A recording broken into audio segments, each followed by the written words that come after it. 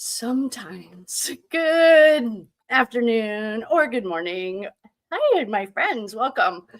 So glad you guys are here. Wherever you're coming from, let us know. What are you drinking? Today we have a couple of things. The first thing, hi everyone. I'm so glad you're here. Hello. We have gotten either demonetized or deleted in the last two lives. So I said sacred space, called in the quarters, and I asked for guidance. I'm not here to ruffle feathers, and I like YouTube, so I'd really like to work on that, or for us to do that. And hi everyone. Hi Phil Dom. Hi Deb. Hi Legally. Hi everyone. Hi Kendall.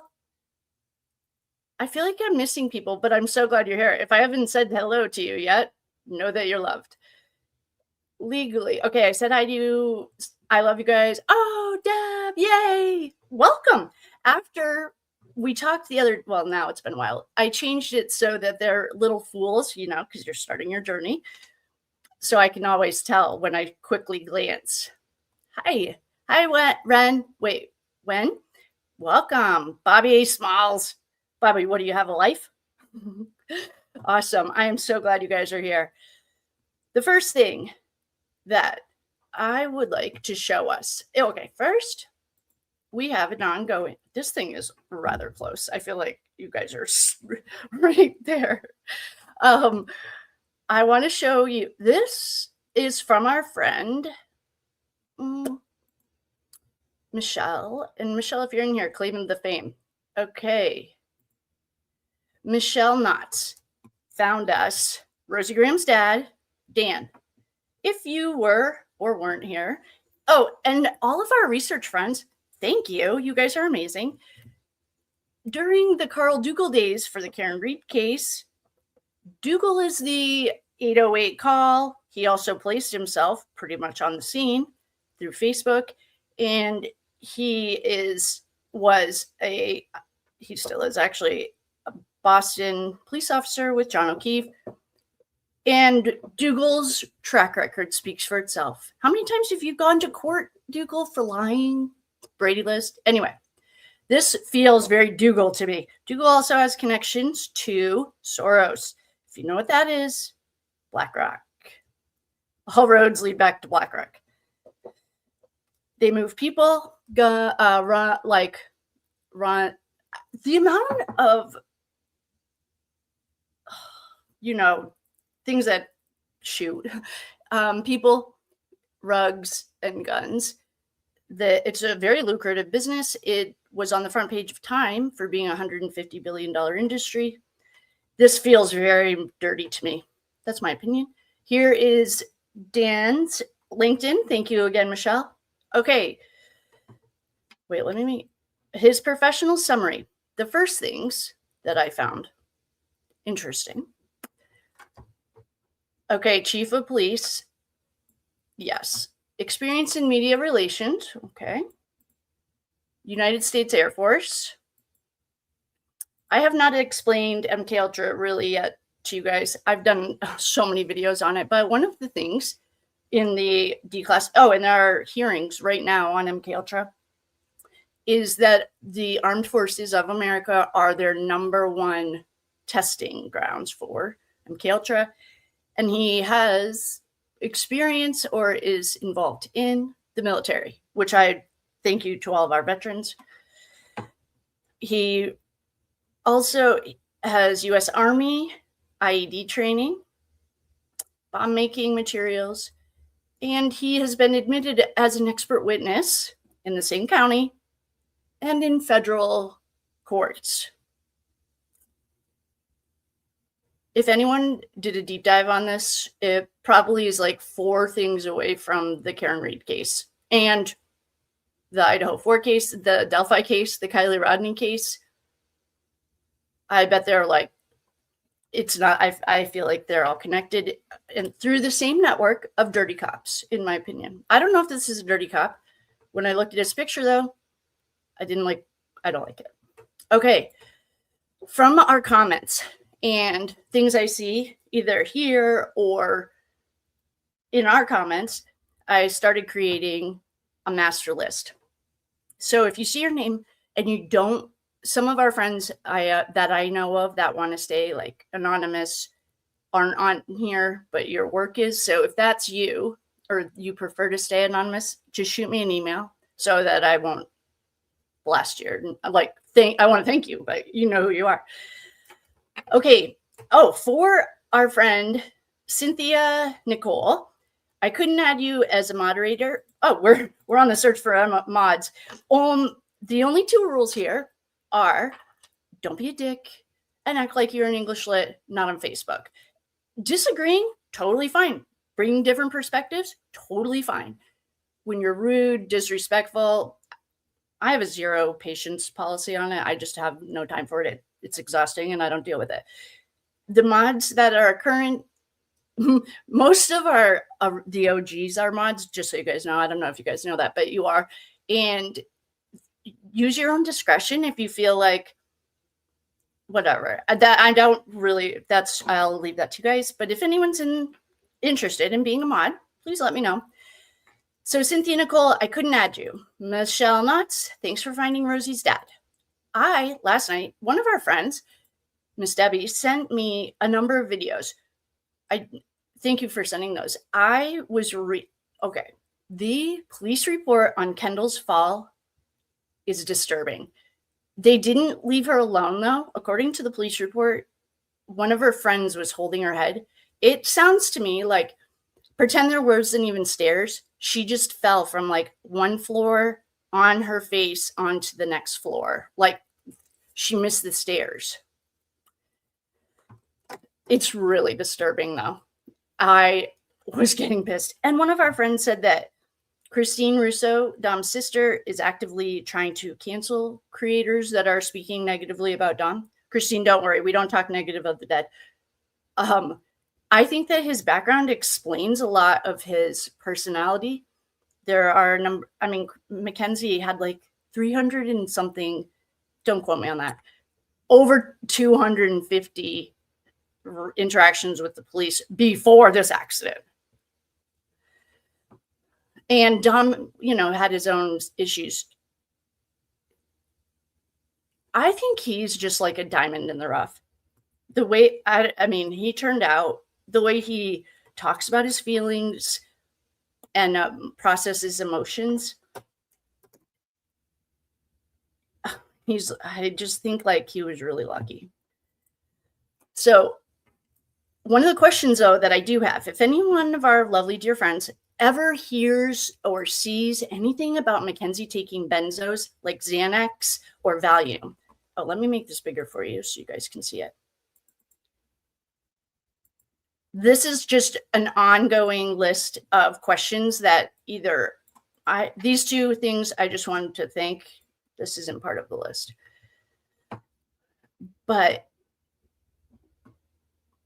I've been like finding them and kind of answering them as I go. So Jacob was her cousin. I did screen record or grabbed her in the ambulance when they're asking her who was in the car. To me, it's very clear that she says Dom, but the officer heard Jacob. So that's where the miscommunication comes. Jacob is also her cousin. Jacob was also a ambulance responding, he was there in the ambulance. So, but when I heard it last night and I screen recorded it so I could show it to you guys, I heard Dom, but okay. So the question for you guys today, if anyone sees, hears, finds it in the police stuff, Xanax or Valium, the reason I'm asking is in the report, Kendall didn't have any alcohol or marijuana in her system, but she had benzos, and there was questions if she was drugged. And my question is there any record or does anyone know if Mackenzie was on Xanax or Valium? Another thing is, I remember Angelo saying something about an antidepressant. I Googled it. So if anyone actually knows, if you're like, know it, most antidepressants don't have benzos in them, but that was literally from Google. So if anyone can find anything on Mackenzie and benzos, Xanax or Valium, let me know, because okay, not a dabbler, free Karen Reed. I hope that's what that means. If it does, awesome. If not, I love it. This friend here, actually, these guts and our friend, not a dabbler, free Karen Reed, have such awesome thoughts and feedback, intuition, and drop them in the comments if you do too. Like, oh, that felt like blah blah blah. Drop it in the comments. If I don't respond, don't worry. I see it and I just copy and paste it. And okay, some of this stuff is, since we're treading really lightly in this 1930s Germany, if you know the reference, you know, I'm not going to go through all of that yet because I haven't done enough research on it, or it just doesn't feel right to show. These are the questions. So that's one of our things. The next thing I was thinking, I have both. Okay, I'd like to also thank our lovely dear friend for sending me the Bindover and the court papers. I combined them and I have them here. I was thinking of listening to a jail call just to get in the zone. This is, instead of meditating, we listen to Mackenzie Shirilla on jail calls. The gift that keeps on giving. And we could read it over. It's 2:15 on the East Coast. I would like to, I'm back on the kick of praying and meditating every day, and I like to sit in the sun under a tree. And so I would like to go outside in about an hour for about a half an hour, and then we can come back, or we can end it and then come back. Next time, and this is a reminder for myself, if it says that the stream can no longer be monetized, I'm going to stop it there and then restart it. And it wasn't the title. I don't know what it was. Anyway, so there we are. Okay, I think I have updated all the housekeeping things. Welcome, everyone. I'm so glad you're here. Thank you guys so much for hanging out with me. Oh, Kendall text me. She's at work, so she just wanted to say hello. All right. Thank you guys so much for being here and spending your day with me. We don't have to work today. Well, at the golf course. But if we keep getting demonetized, all right.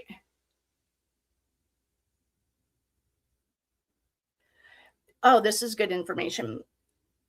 I found a clip of Troop when he said so one thing that Paul from the sofa always says, and I just think he said she was in and out of juvie. I haven't found any so far.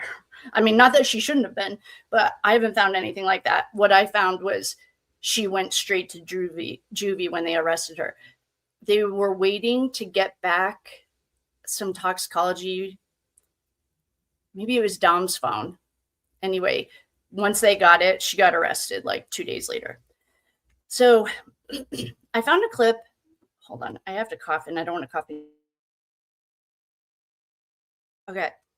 I found a clip that Troop said when it was in juvenile court, there was the equivalent to a plea deal offered, but the families rejected it. They weren't interested. Oh, please hold. I actually just put that into NotebookLM to ask it about the plea deal. That was really random and awesome. Okay.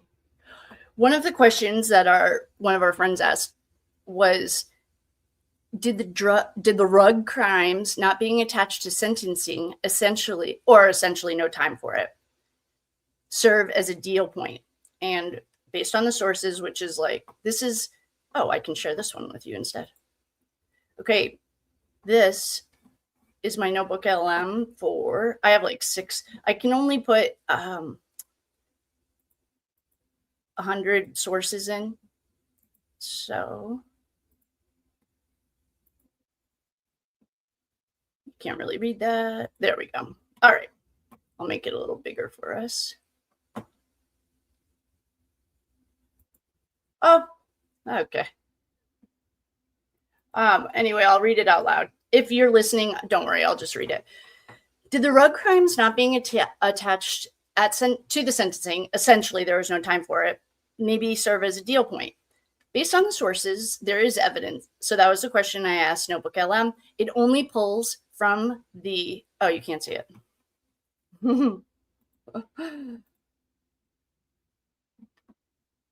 What's going on here? Oh, yeah, you can. Okay, sorry, guys. All right. It only pulls from the sources on the left. So see how it says sources? These are the only place that the sources are pulling from. And this one is Mackenzie and Dom, a volatile digital record. This is probably the pre-accident police reports. Okay, based on the sources, there is evidence suggesting that the rug-related charges against Mackenzie Shirilla were used strategically by both the prosecution and the defense through the alternative theory in the case files. So I have a folder called alternative theory. That's anything like that Natalie says, anything that the girl on TikTok who AG Tactical is ripping apart, which I don't blame. I started fact checking her, and then I realized, like, why are you wasting your time? Because we've already made up our mind, like, or however you feel about it. I believed her in some things, and I didn't believe other things. But what I did like was that she was thinking outside the box, and she did her own research, and she showed us all the police reports that filled in some of our questions. So, I mean, have your own opinion on that. I think AG Tactical is hilarious. Obviously, I talk about them all the time. Okay. All right. So just so you guys know, that's what the alternative theory in the case files explains. It's like any transcript that I find or I listen to of Natalie lying. Oh, a lot of Samantha's stuff's in there, etc. In the case file, explicitly characterizes them as part of a broader legal maneuver to protect other interests.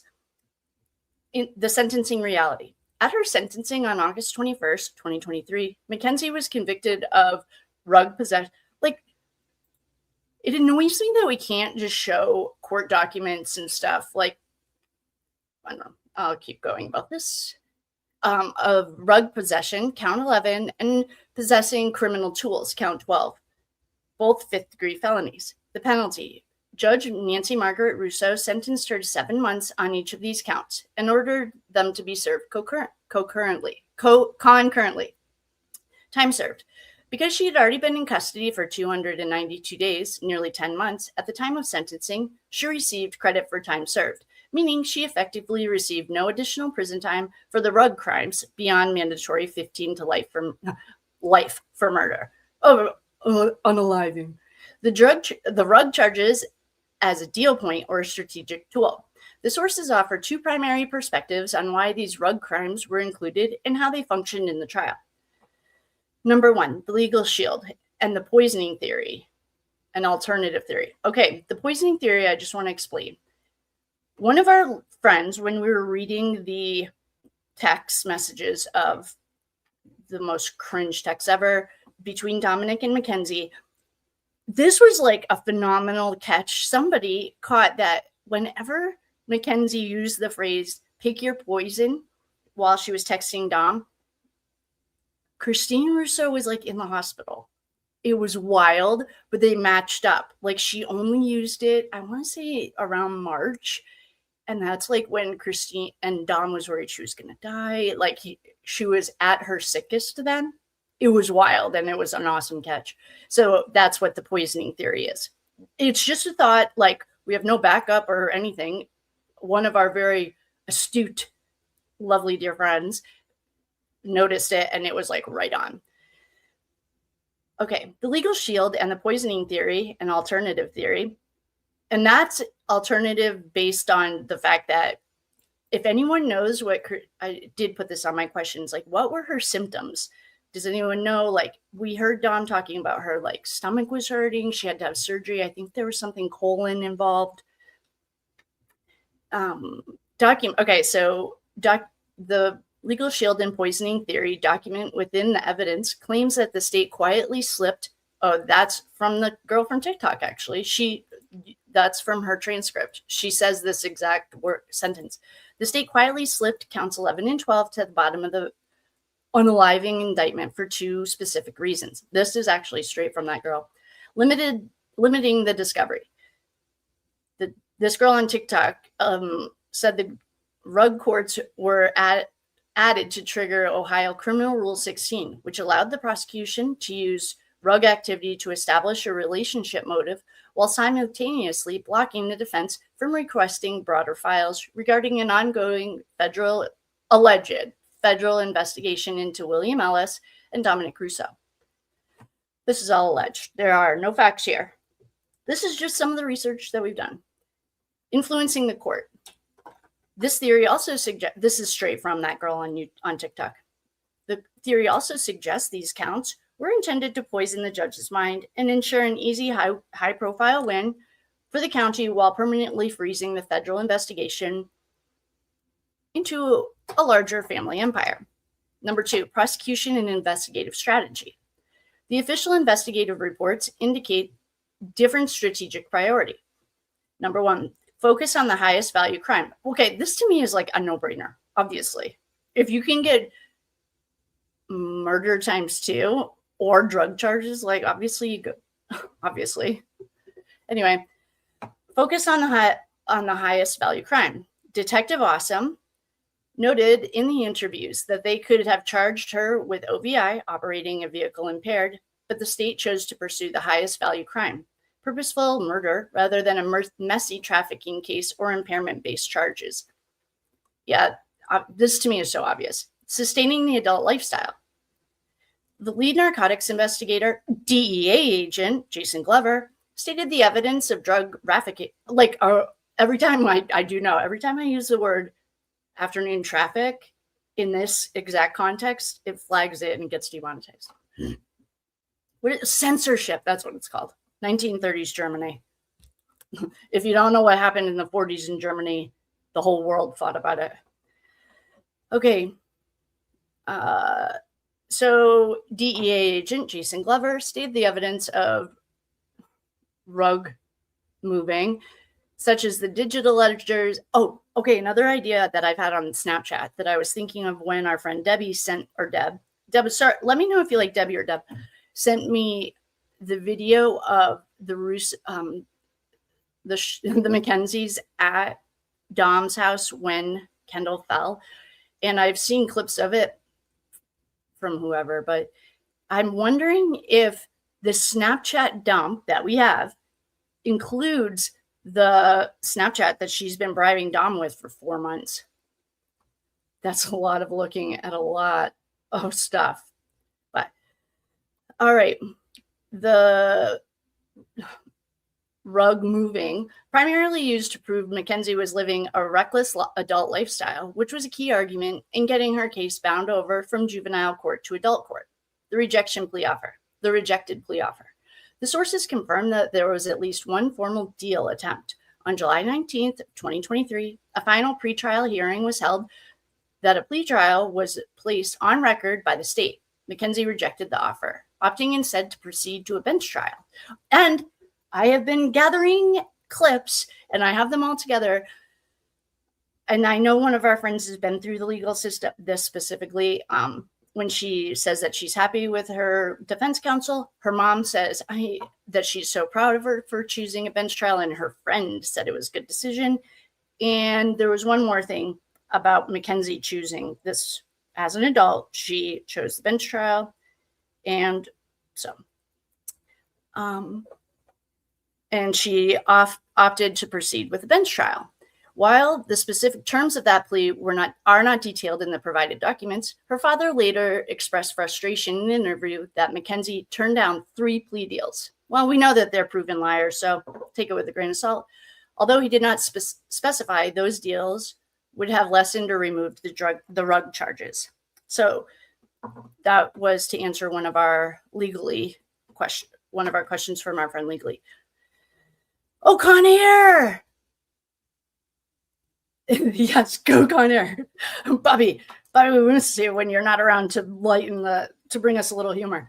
Yeah, Con Air. Oh, I made the logo. I I haven't actually made this sweatshirt. I mean, you can't buy it yet, but I put it on in sweatshirt, and I'm about to, once you can buy it, I'll link it to you so you can get Bet, Strongville Hard. We have so many good ones. I have the whole list right here. Okay. So I think I've answered. It might be from using the other word itself, unaliving. Oh, yeah, well, I don't know, because Phil, good thinking. This is from, hi, legally, love ya.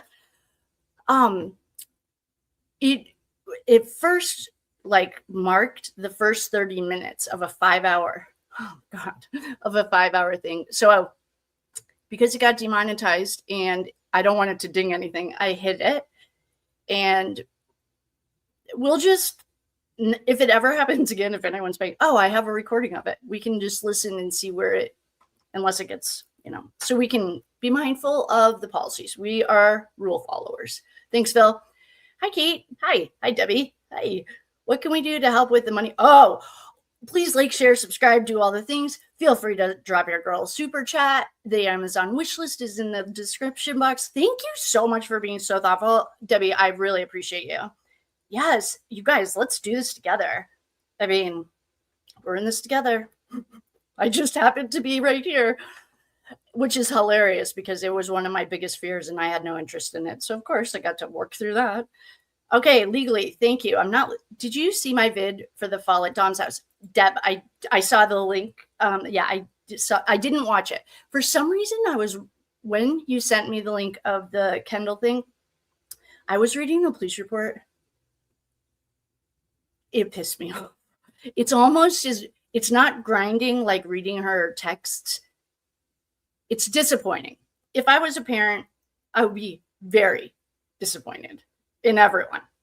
And I know that there are people, I mean, their key witness said she fell. I don't believe it. She literally didn't. Okay, if you fall, you would, in my idea, you would tumble. She cleared the stairwell. It was like she was standing at the top of the stairs to go grab their jackets, and she fell and cleared the stairwell and just fell face first on her face. I don't buy it that she fell. But I did see it, but I didn't watch it yet. For some reason, I have been avoiding watching it for no particular reason. I don't know what it is. There's way more. Well, that was the catalyst. Thank you to everyone for all the awesome feedback about the soul stuff. That's usually saved just for members because I just can't handle but now I feel like everyone's ready. So thank you for liking it and appreciating the podcasts. If you are a member, there's 200 of my research of those podcasts with those voices. I love it. And so I appreciate you guys appreciating that. Then I did see the Kendall thing. Okay, these are our options. Well, first, as our appetizer, we'll listen to a jail call. And then we can read the Bindover, and we have court and Bindover. Thank you to our lovely dear friend who sent them over. I grabbed them, and I have a lot of questions about it. I think it'll answer a lot of questions. So why don't we get cozy, grab a drink, start with appetizer. Con Air serves appetizer. We have a 6-course meal tonight.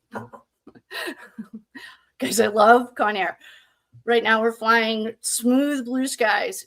It's a beautiful summer day. Well, in New England. And nothing rocky right now, even though we do have friends that want to take the exit seats. All right. Oh, Bobby! Bobby! Thank you, Bobby. You are the best. Yeah, I know, Bobby. I agree. I know. I was actually thinking it. Okay, so Bobby, first of all, we'd like to thank Bobby. Just bought me some lunch. I appreciate you, Bobby. At what time do we stop giving this girl the attention? I know. When we go into the Karen Reed case, which I would be more than happy to do, it is so wild. I think what I need to do, okay, this is a thought. Actually, Karen Reed does need our help. Oh, there's so much. I don't even know where to start with that. But why don't we do that? What I'll do, it was a month. I think we had about 3 months to break the black magic for her. And I will put it in an outline so I don't jump around too much. Thank you for all of our friends who haven't said anything about me jumping around. I'm like, go watch someone else. Like, then I'm not the right person for you. Sorry. That is so wild. There is so much I could tell you guys about that. I mean, I'll get an outline if we are over this trash bucket. I am not over it. I'm one of those kids that are like, when I say kids, if I like something, like right now I'm on a PB&J kick, but when I was little, I would eat it every day for like 6 years or listen to the same song every day. Like, so I am open to anything, but I do love your style, Bobby. Thanks for not jumping off the first sign of trouble. Well, right now it's good. Rosie's dad is a cop. Yes, we did, Daniel, and to me, actually, why don't we do a little intuition test? What's the first vibe you get when you see this picture? And then I'll tell you my opinion. I guess I've already said it. I get dirty cop. And Daniel, if you're in here, I guess he goes by Dan. Dan Graham, if you're in here, can you say hi and just let me know if I'm onto something?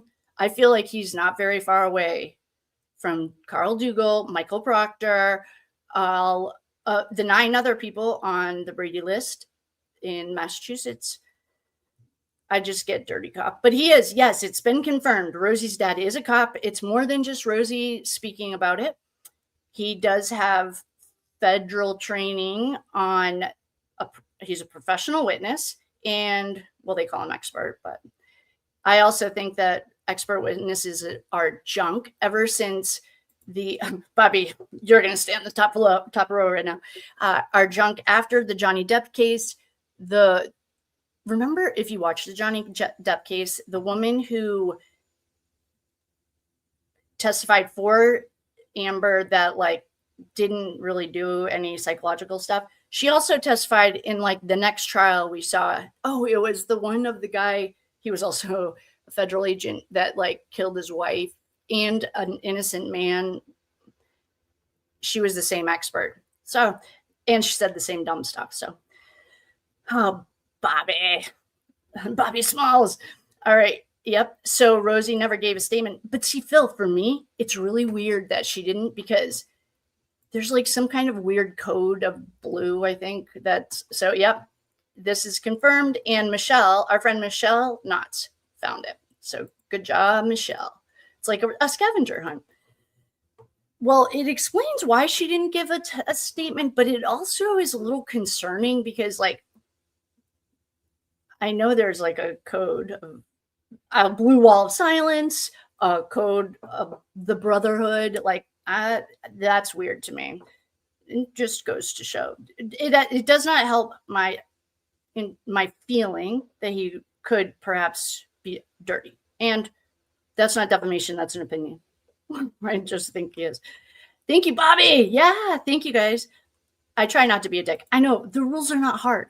Just don't be a dick and act like you're in English lit. Like, if you were in an AP class or anything, I mean, if you wouldn't talk to your mother, would you kiss your mother with that mouth? Well, Mackenzie kisses her mom. So anyway. Oh, and Rotten Mango just dropped another one. God, I love her style. I literally could just watch it all day. I want to get a boyfriend, well, for a number of reasons, but one of them is so he can talk to me off camera about cases and I can just keep chatting. I just like that style. So anyway, that's weird. Christine knows I follow you. What? She would never cancel you, Kate. Christine knows I follow you and she definitely trusts me. Oh, I love that. Thanks, Phil. Phil, if I don't know if Christine is ready for the soul contract stuff, I kind of got a vibe that she might be ready yesterday, but she might not be ready. But I thought of her yesterday. I was re-listening to it. That one, and the one about Kendall falling makes, it's like a pretzel sometimes. And I like listening to those two. So thanks, Phil. And if she's like needs anything, tell her to join us. That'd be awesome. I appreciate that. Good. Well, I'm glad. Thank you. I hope that didn't come off as rude. I was laying in bed last night. Okay, wait, hold on. I have to read this out loud. Bobby, get ready, Con Air. The pilot, who knows where we're going. I was laying in bed last night thinking it's been 4 years and multiple people are still giving it attention. This is Bobby, welcome to the party. I am writing a book. If you don't know that, you guys are going to help me organize it so that it's in a cohesive way. My goal is to get it done by the end of the summer because my brother-in-law is a wonderful, beautiful person, and he is an engineer. He thinks very black and white. So anything that's like off, and I don't think that way. So we have two different ways of like processing information. And I was trying to explain something to him one time, and he was like, will you write a book? I promise I'll read it and it'll help me understand it. So that started it. I'll explain the book later, but what I wanted to explain was there was a serious concern that this was a psyop in the beginning because this happened 2 years ago. And I remember, or the court date, I remember watching the court case 2 years ago. And then it was relatively quiet.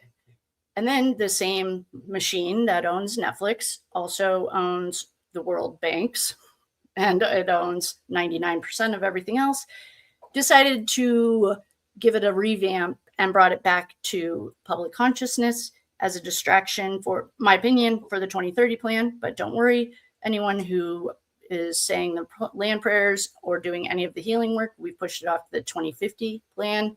And my goal is to push it off indefinitely. Like, can you just go, please? Because I really don't want my children or my grandchildren or my children's children to come into a world where they're in the middle of a spiritual battle that they don't even know about, because your silence is your consent. You can whisper, I do not consent. Like if you go to Catholic church or if you are in a public place, like an auditorium or a game, because they use those as looshing fields. And I will explain all of it. I would love to go into a deep dive, but yes, the point is, Bobby, you're onto something. There was serious concerns. There were some times it was a little touch and go that this might be a psyop with trained crisis actors, the whole 9 yards. Now I just think it's part of a larger thing there. It's just, anyway, we'll talk about that later, but I think you're right. Anyway, hi, Kate. Hi, chat. Hi, Danby. Welcome. I try to watch so YouTube doesn't pull the plug. Oh, thank you. Thank you. Thank you. Try to watch what? But I appreciate you. Hi, Dan. Hi, Phil Russo. Oh, okay. Oh, wait. Are you Phil Russo or are you Phil for Dom Russo? Wait, Phil Russo, are you related to them? Well, I appreciate it. You don't have to answer this anyway. Sorry to okay. Okay, so for our benzo discussion, are those benzos? I don't think that Prozac's a benzo, but what's lorazepam? Okay, if lorazepam is a benzo, then I want to do a tarot reading on it, because there are talks in this police report. I know one of our friends wanted me to drop them the link for the police report, and if you're in here, let me know and I'll look for it and I'll drop it for you, because I was just looking at it. The police report talks about there's concern that Kendall got drugged, but of course no one assisted the police. What is that word? Cooperated. No one cooperated. And I think that's where they all learned silence is key. That's why I'm having a really hard time believing that Dom might have been a snitch or a CI, because I ran a report on how many times does he say the word snitch, because he said he'd rather be dead than go to jail, because I think he had a code of honor. Even though the cop did say that in the video that he's one of us. One of us, what does that mean? Dom's made it pretty clear he doesn't like cops. So I don't know what that means, but in that police report, it's very clear that I think that's where Mackenzie and her friends learned not to talk to cops. So lorazepam is our next thing. I might add that too. I'll take a screenshot of that actually, because I do have questions about benzos being found in her system. All right. Why don't we get started with a little appetizer? We are going to watch, I have no idea what's on this jail call. And it was labeled as number 11. So I'm just going to get it ready for you guys.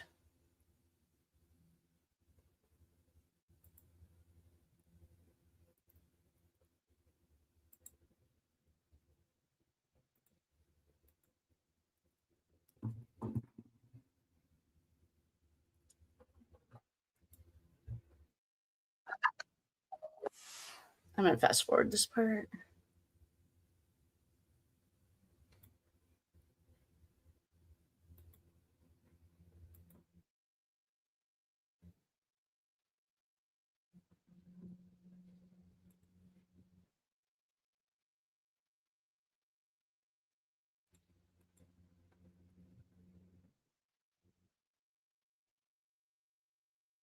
Oh, hold on.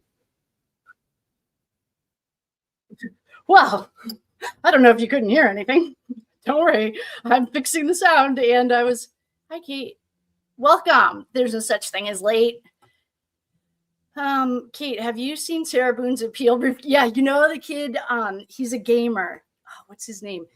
I just watched it this morning. He has like the very, very driest sense of humor. And I can't remember his name. I watched him read it today. It was hilarious. He, for some reason, I like getting bits of news from him.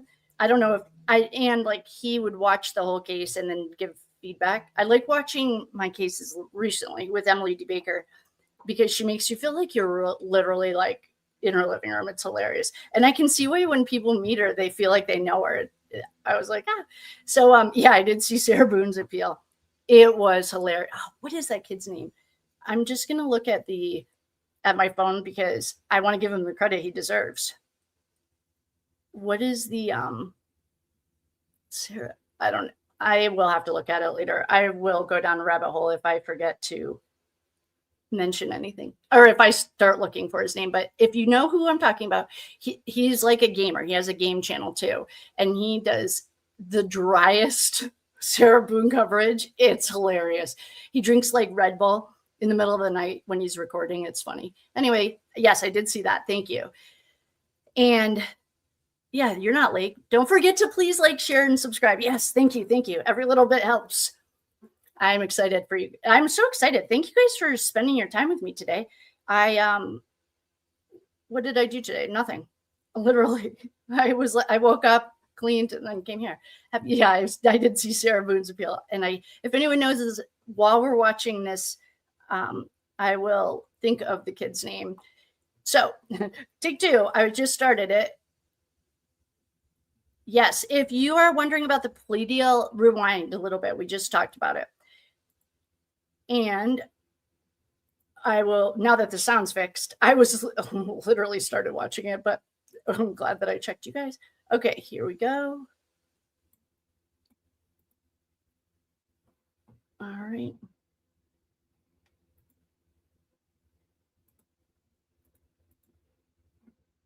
So I just fast forwarded past the thank you, the operator. Okay.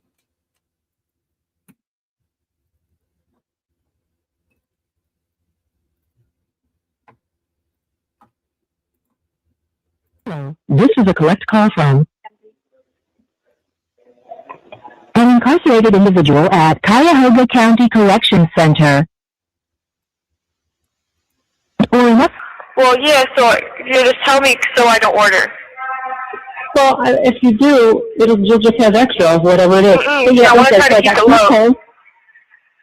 Keep what low? Well, I ordered low. Okay, so you got... Well, you got me pen and notebook. I got you pen, notebook, and paper. Okay. Okay. Deodorant.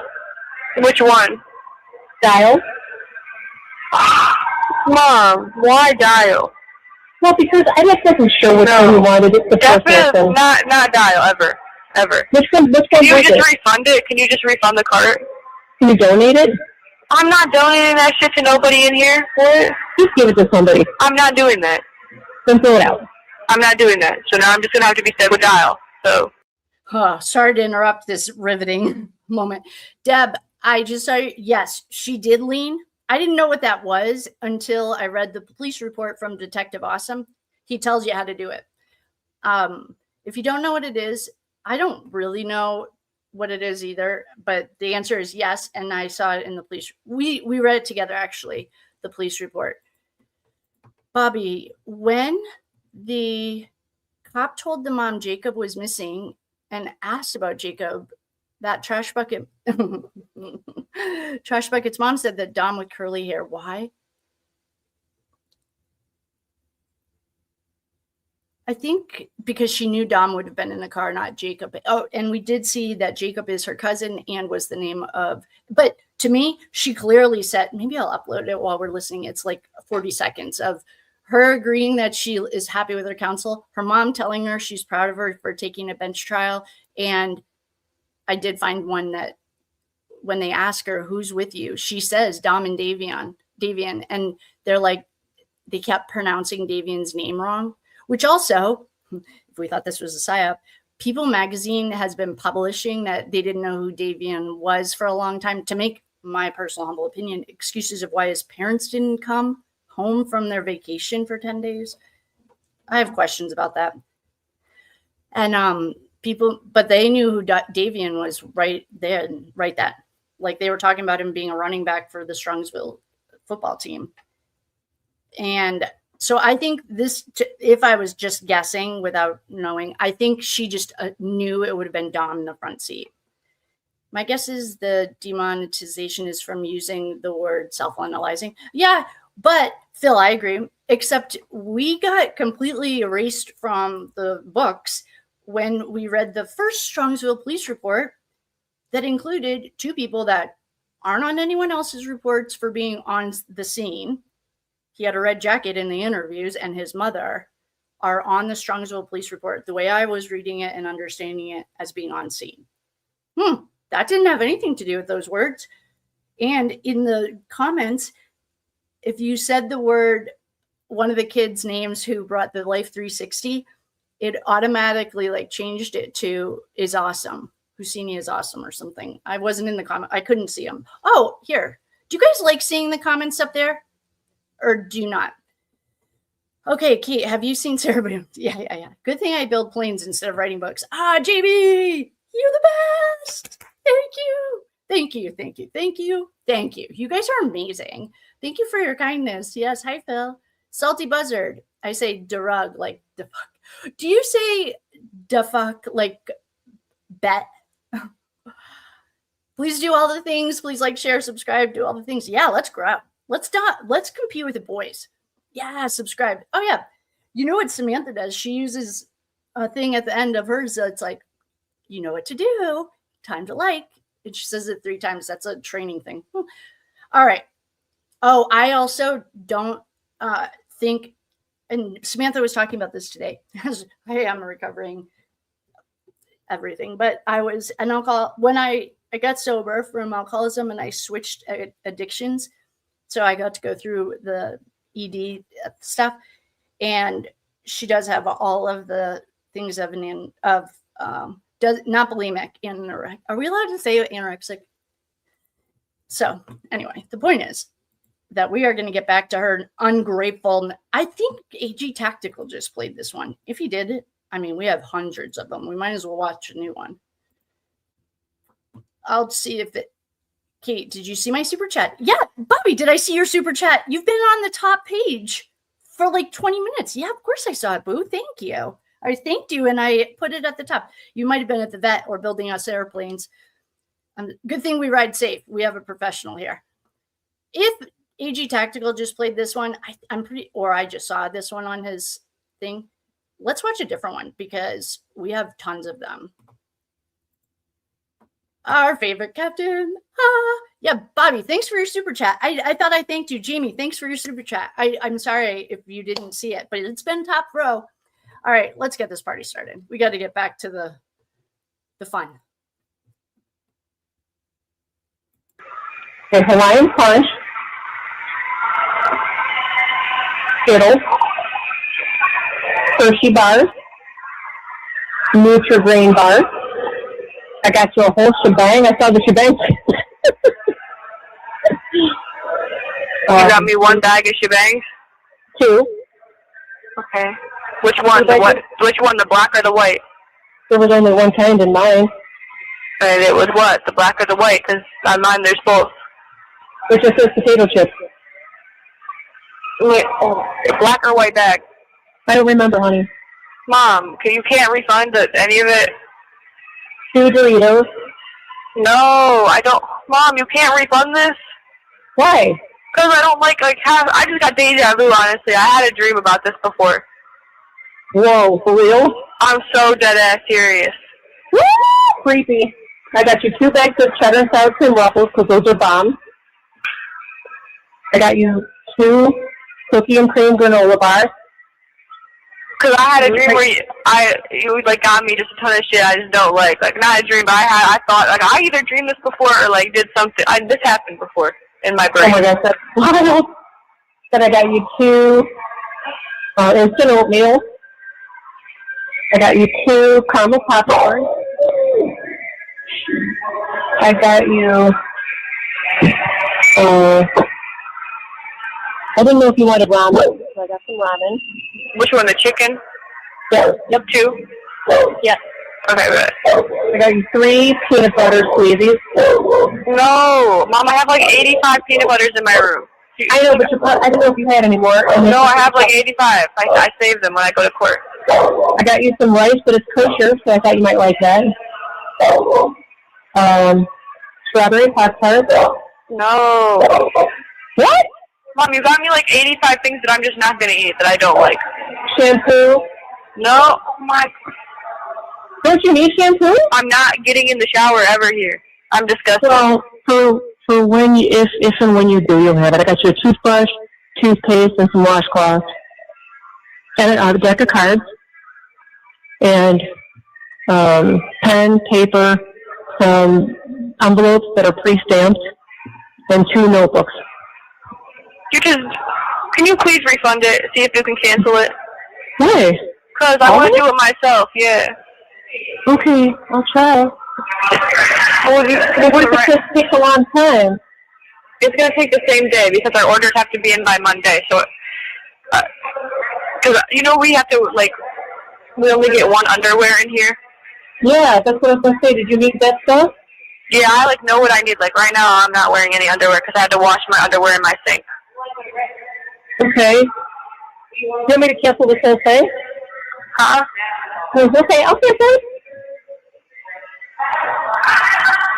I just didn't know if your card was... Well, we're allowed to go play basketball, or I can't. Yeah. We're about to go play this. What? I think there's a wreck or something here.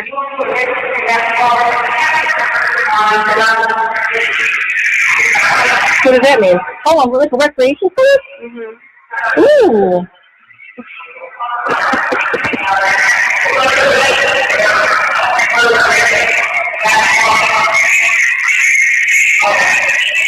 Are you allowed to play? I don't know. I'm trying to get the fuck off this pod.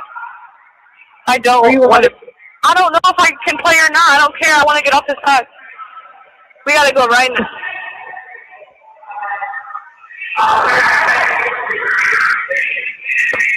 Just watch your attitude, okay? At all costs. Please. I'm just trying to go. Do you hear me? Yeah. Just please watch your attitude at all costs. I will. Please. I mean it, please. I don't want anybody to see you acting like that. Like what? No negative attention, yeah? Like what? I don't even know. I'm just scared about everything. I don't know if I can get on the phone again. I'm going to try to get on the phone again, but Okay. You don't need to cancel the order if you want, but if you can, just so you have I to will. let me know. I'll cancel it. You can? I mean, if I can, I will. Okay? Do you want the deck of cards? Don't forget to order a deck of cards. Yeah, but I was going to do it myself. All right, Mom. I'm about to come do rec with them. All right, but I love you so much, Mom. I love you too, baby. All right, I'll call you hopefully again later. If not, I'll call you tomorrow. I love you, Mom. Bye. I love you too. I love you. Bye. Bye. Love you. Bye. Don't cancel. I love you. Bye. Bye. Don't cancel it? The caller has hung up. Hello, this is a prepaid collect call from... Hello. I had to come back through. Lindsay, can you put a picture in your window with a heart? You wouldn't even be able to see it because my window has this weird, like, middle thing. So, like, I don't know how I would be able to show it. Weird middle thing. 1, 2, 3, 4. It's got to be that one right there. But you can't see anything from that window now.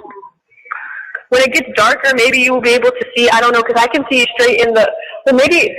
Hold on, are the lights different on this floor than the other floors?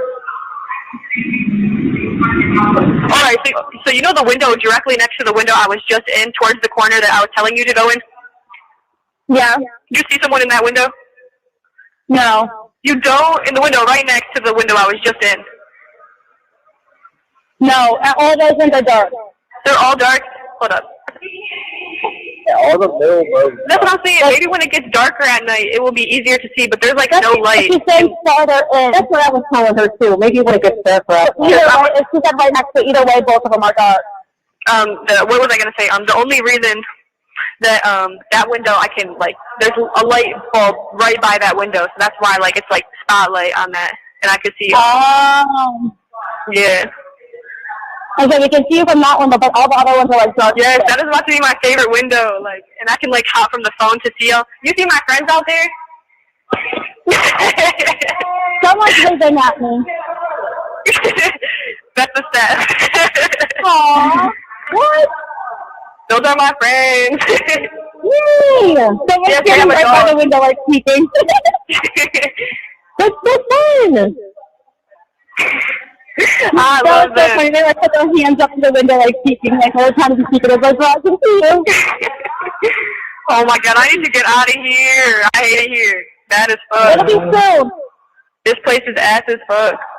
I know. Well, you know what? It could always be worse, right? It could be worse. You got a lot of friends. You got a lot of things to talk now, and it's fine. That's the only good thing. I've been checking that app like every 2 minutes. Right. Well, no, her thing is still pending. It's so tender. It's frustrating. How come Rosie hasn't sent me a message yet? Like, that weirds me out. Hers is also still, still pending until we I don't know how theirs is pending and they can't send the messages because I can. Well, I don't think Kendra knew that. I just told her that you can still send a message. I don't think she knew that. What do you say? You can send a message. All right, I gotta go, but I love you guys so, so much. Baby, I love you too. I'm about to go in my window and be banging hard as fuck. I'm going to FaceTime your mom so she can see you from the window. Oh, fuck. Here, FaceTime her right now, so I can go to the window so she can see me real quick before I go in. I love you guys. All right, bye. FaceTime her real quick. Bye, I love you. Bye. The caller has hung up. Hello, an incarcerated individual at Cuyahoga County Corrections Center. This call is not private. It will be recorded and may be monitored. If you believe this should be a private call, please hang up and follow facility instructions to register this number as a private number. To accept charges and consent to this request, thank you for using Securus. You may start the conversation now. Okay, so that is true. At least Annie does get a chance to do this because you got to do it when you were little and she never did. That's so sad. I wish I got to do that. I know. It's okay. Dom would have liked it too. Me and Dom would have been running. Isn't that so fun?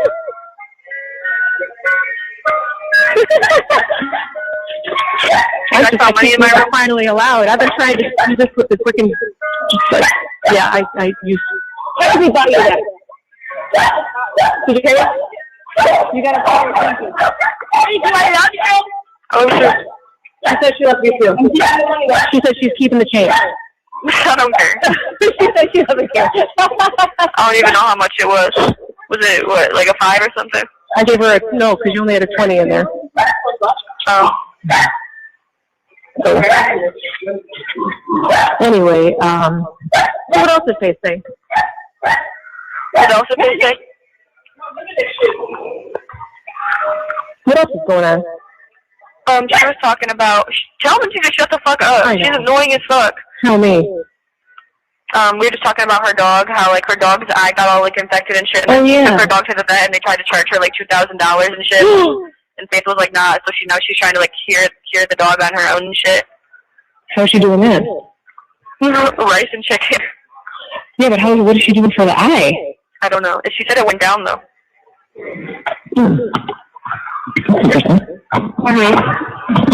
Yes, that one girl keeps walking over to me, like, she's like, can you three-way a call and just, like, for someone, can you, like, three-way someone for me? I'm like, no. Like, stop coming over to me and interrupting my call to ask me that. Like, that's rude as fuck. Yeah. I'm not allowed to do that anyway. Right? I mean, we do it here. It's like, it's not, I don't know if it's, like, allowed, but, like, we be doing it here, but, like. Yeah, but I don't want to be on the phone with her. No. Yeah, that's what I'm saying. I'm not doing that. Like, that's weird as fuck. Like, I'm not doing that. Yeah, that's super weird. No. Some lady in there keeps going to him and asking her to three-way call. Like, so that would be me on the phone with that lady, and then that lady, whatever. No, yes, that's not. So she doesn't have to pay for it. Yes, that's weird as fuck. Like, I'm not doing yeah. No, not that. Nope. So, that's super weird. Do you know what I tried? And it just, like, weirds me out even eating them, but they're, like, not gross at all. What? But they are gross. It grosses me out because what they are. What? You know Fritos. Like, I just can't. Like, oh, my God. What? It's a corn chip. I don't like that. And it's just, I think it's just the fact that it's a Frito. I don't like that. And they're, like, the chili ones, chili cheese ones or some shit like that. Oh, my God. Those are my favorite. Really? Candy, I got a bag down there in my snack hole right now. That's my jam. Oh, I've been eating those. They're good as fuck. Those are so good. It tastes like tacos. Yeah, chili, what is this? What are they called? I don't know, they're like chili cheese or some shit like that. Chili cheese Fritos. They're so good. What did you say they were like? Tacos. But you don't eat tacos. I know. I don't really like tacos. What was I going to say? Diamond gave me, like, all her shit, like, when I left, and her deodorant and shit. Oh, good. A hamburger. Because you're eating. Oh, okay. She should taco. I had Daddy pick one up on the way home. Yeah. But what else did she give you? What do you mean? Oh, hella noodles, juice. What? Yeah, I have noodles, juice. I have, like, hella calm right now. Hell on noodles juice? Hella noodles, a lot of noodles and juice. Okay. I thought that was, like, the name of the juice. No. Oh, good. That's good. She's easy to be such a kid, that's what he's a geezer, and we like eating these over here, sleep over lazy. Does she have a problem with her? What do you mean? Like mental. She's off, she's I'm teasing. She's easy teasing, like season teasing, relay teasing, free some teasing, she's easy, like fees if easy, either she's I'm teasing. We like fees or easy. Either eating, I don't know, easier is maybe the fees like he's out. Right. He's all beat out, he's out, he's every day feasing. He's like, she's I don't know. Well, she needs to leave you alone because this is my phone call. I'm not doing that. Yeah, I know, I'm just, he's every day teasing, she's every day he's like, he's not teasing, he's this. Yeah, good. She's easily like, he's a teasing, she's not eating either, she's not eating either, Peter or teasing, because she's easily like, she's teasing either, because he's here, he's like, needs out, she's like, he's like, he's like, he's like, needs out. He doesn't need out, he's that. And it's not even up to you anyway, so it was the person you're on the phone with. Oh, and make sure Sammy's blocked on all my social media, please. Oh, wait a second. I just am seeing, thank you, Kendall. Thank you, Bobby. Thank you, Jamie, for your super chats. First of all, I absolutely love the street pharmaceuticals representative. It goes along with our traveling salesman. I love that. Thank you, DNB. And you guys, we used to have a Facebook. Ryan Reynolds. Thank you guys. All right. Yes, we're flying smooth. I just want to thank everyone. She did think that the judge was going to believe her. And no, that's a hard no.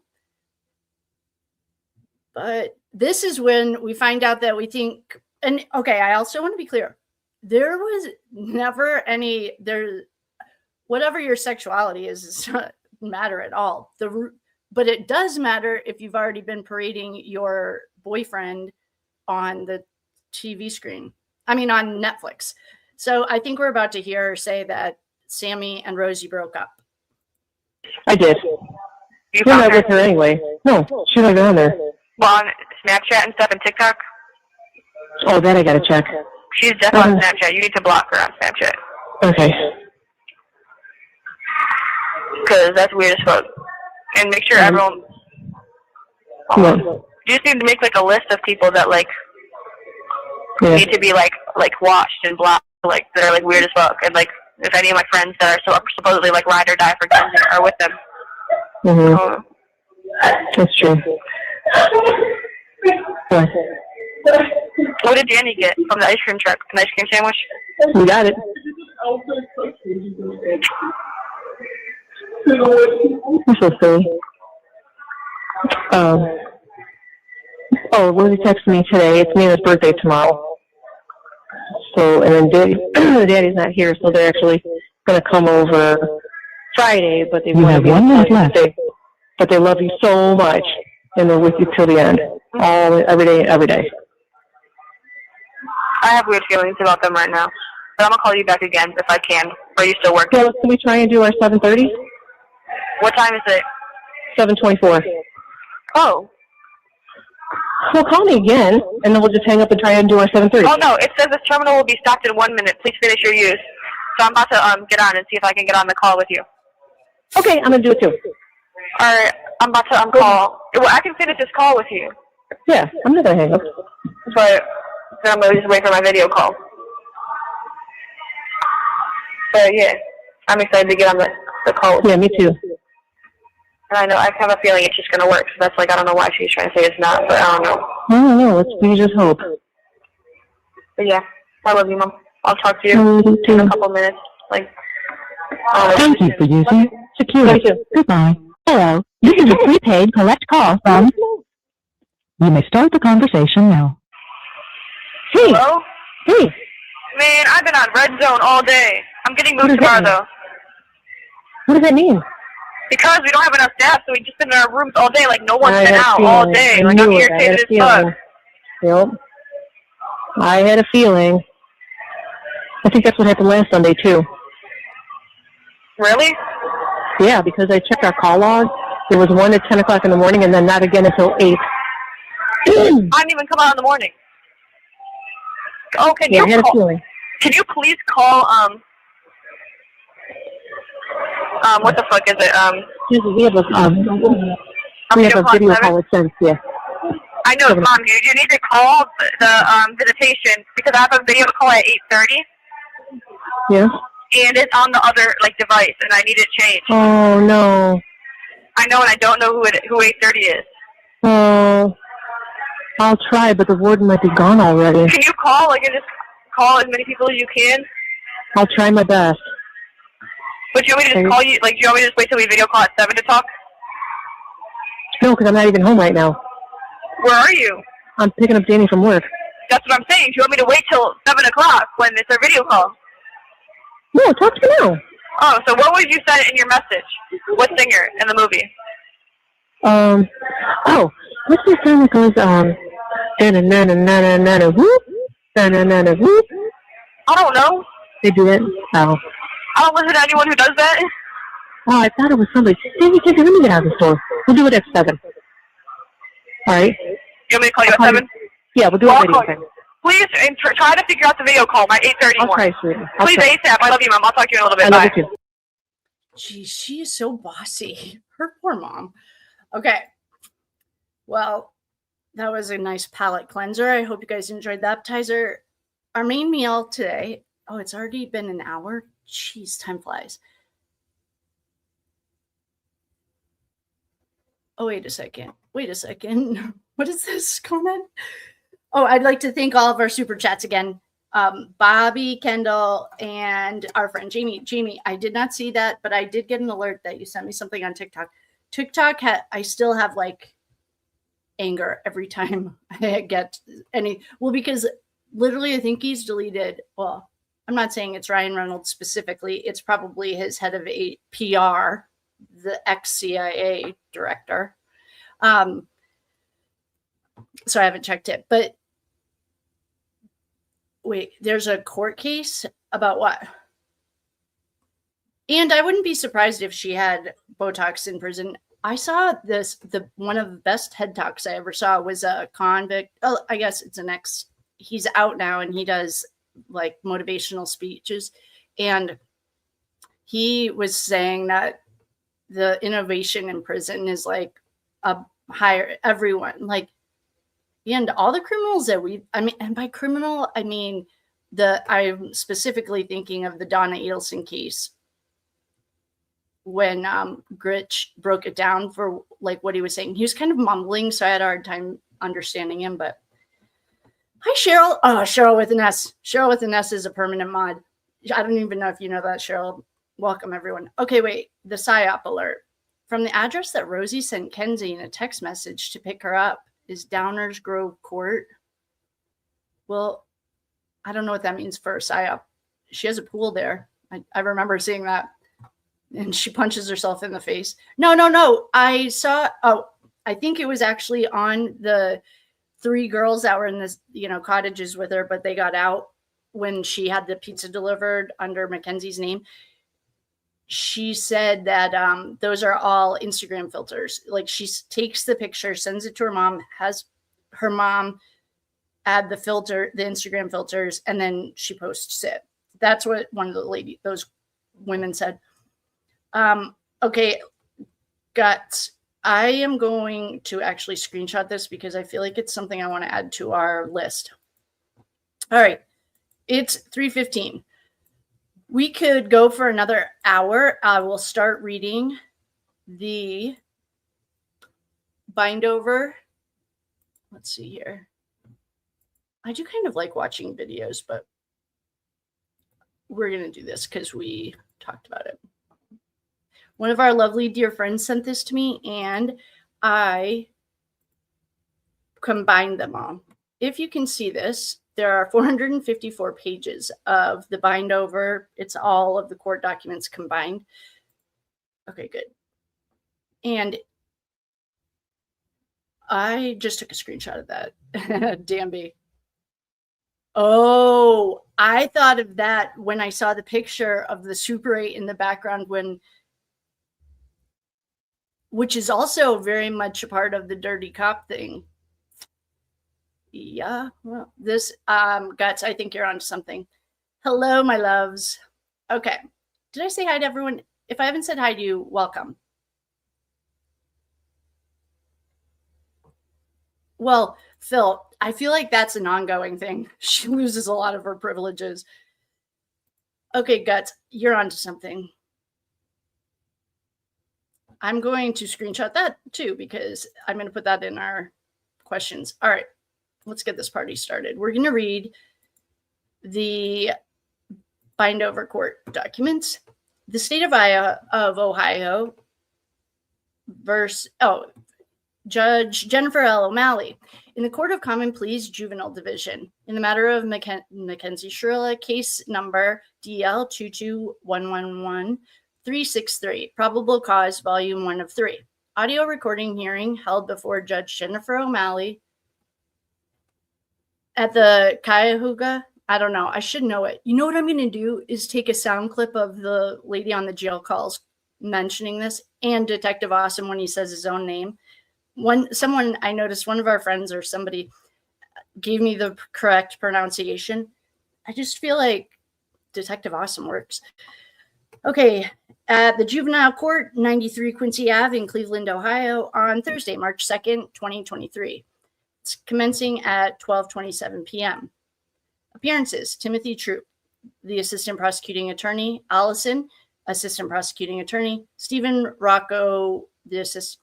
Wow, they are not playing well with the Assistant Prosecuting Attorney on the.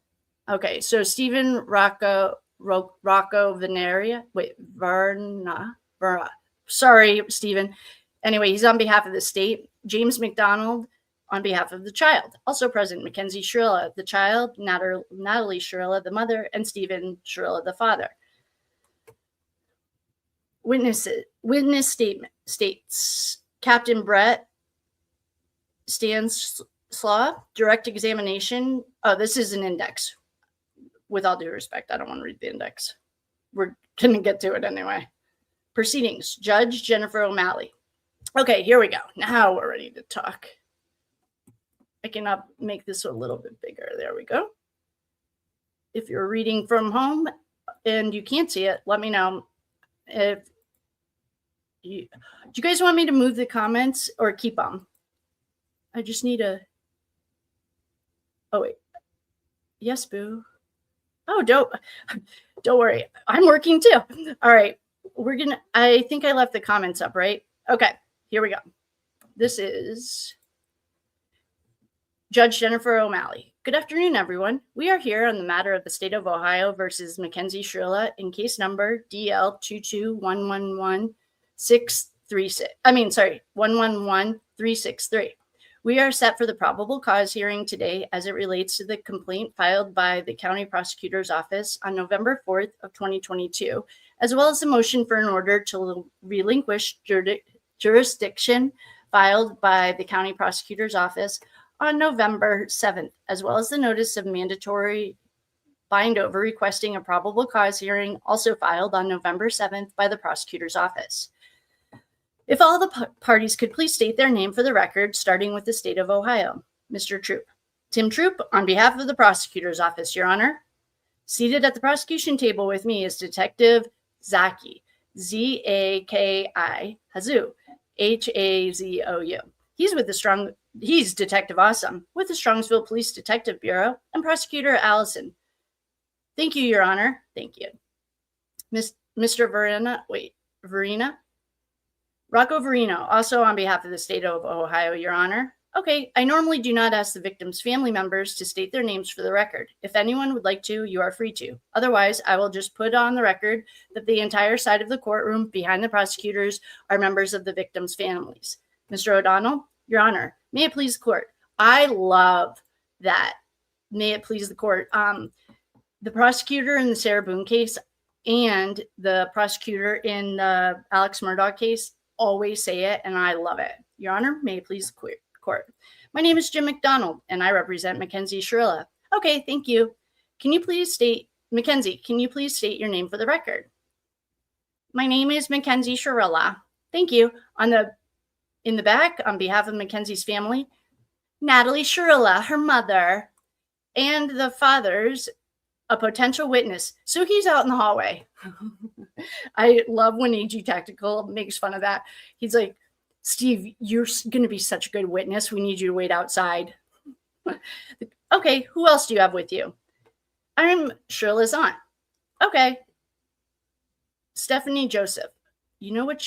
She's a, what's the Utah family? Jessup. I think she's a Jessup too. Stephanie, this says Joseph, and maybe it's different, but where I saw her on the GoFundMe, it's Jessup. I'm her auntie. Okay. Grandmother. Okay, our grandma's there, her grandpa's there. Thank you, thank you. Any preliminary matters that we need to address before getting started? Mr. Troop. I believe there's one, Your Honor. At this time, the state of Ohio moves the court to dismiss in its entirety count 13, count 16, count 17, and count 18 of the complaint. Okay, thank you. I assume there's no objection to that, Mr. McDonald. No, Your Honor. Okay, we will then be proceeding on counts 1 through 12 and then 14 and 15. Is that correct? Yes, Your Honor. All right. Before we get into testimony and opening statements, Mackenzie, as you are aware, the state of Ohio has filed this complaint against you. They have also filed a motion to relinquish jurisdiction, which is what we refer to sometimes as a bindover motion, okay? They've also filed a notice of mandatory bindover. The state of Ohio believes that based on your age at the time of the alleged offense and the fact says they believe that they exist, that you are not amenable to care and rehabilitation so you're an adult, get out of the juvenile system, and that the safety of the community requires subjecting you to adult sanctions, okay? So when the state of Ohio files a motion like that, the only thing the court can do once that motion is filed is proceed with what's called this probable cause hearing, okay? Because you were 17 years old at the time of the alleged offense and you are charged with Category 1 offense in counts 1, 2, 3, 4, 5, and 6, those are the aggravated murder charges and, unaliving charges. Those are also considered Category 1 offenses. If the court finds that the state meets their burden as it relates to the probable cause for those counts, that's what requires this to be a mandatory bindover. So if the state meets their burden, the court is then required to relinquish jurisdiction and transfer your case to the Adult General Division, okay? If that happened, you would be at the point to receive a bond, okay? Which is one right you don't currently have in the juvenile matter. And if that does happen, then you would be transferred to the Adult General Division, where your case would then be presented directly to the grand jury for indictment, okay? So the state of Ohio, obviously, you have the right to have this probable cause hearing. The state of Ohio needs to show that there is sufficient credible evidence. That's what probable cause means, okay? So at this stage of the proceedings, the determination is whether the proper jurisdiction of your case. Does it stay in the juvenile court or should it be transferred to the general division? So the state needs to show probable cause as it relates to all of these counts. If they show the probable cause as it relates to the Category 1 offenses, that's what requires a mandatory bindover. If the court does not find as though the state of Ohio has met their burden as it relates to the mandatory bindover aspect, this case then just becomes a discretionary bindover. Okay? So if it becomes a discretionary bindover, you would then be referred to the diagnostic clinic for a Rule 30 evaluation, which is like a psychological evaluation. We would then come back for a second hearing, which is called an amenability hearing. Geez, Melanie, I think this is Judge Melanie. She's being very thorough. I appreciate it. At that hearing, it would be left up to my discretion on whether or not you would be amenable to rehabilitation and service within the juvenile court system. There are a bunch of factors in the Ohio Revised Code 2152.12 that I would be required to consider and weigh those factors when making a determination, okay? If at the conclusion of today's hearing, I find that the state has not met their burden and I don't find probable cause, then your case does not get dismissed, okay? That just means that the case stays here in the juvenile court and we would proceed with trial on a different day. Do you understand all of that? Yes, ma'am. Okay, so you have the right to be represented by an attorney, and I know that you have Mr. McDonald here to represent you. You have this hearing today, and you have the right to hold the state of Ohio to their burden of probable cause. You have the right, through Mr. McDonald, to question any witness that the prosecution brings to testify. You also have the right to subpoena your own witnesses. A subpoena is a court order to bring those people in here to testify and to present evidence on your behalf. I just have to cough for a second.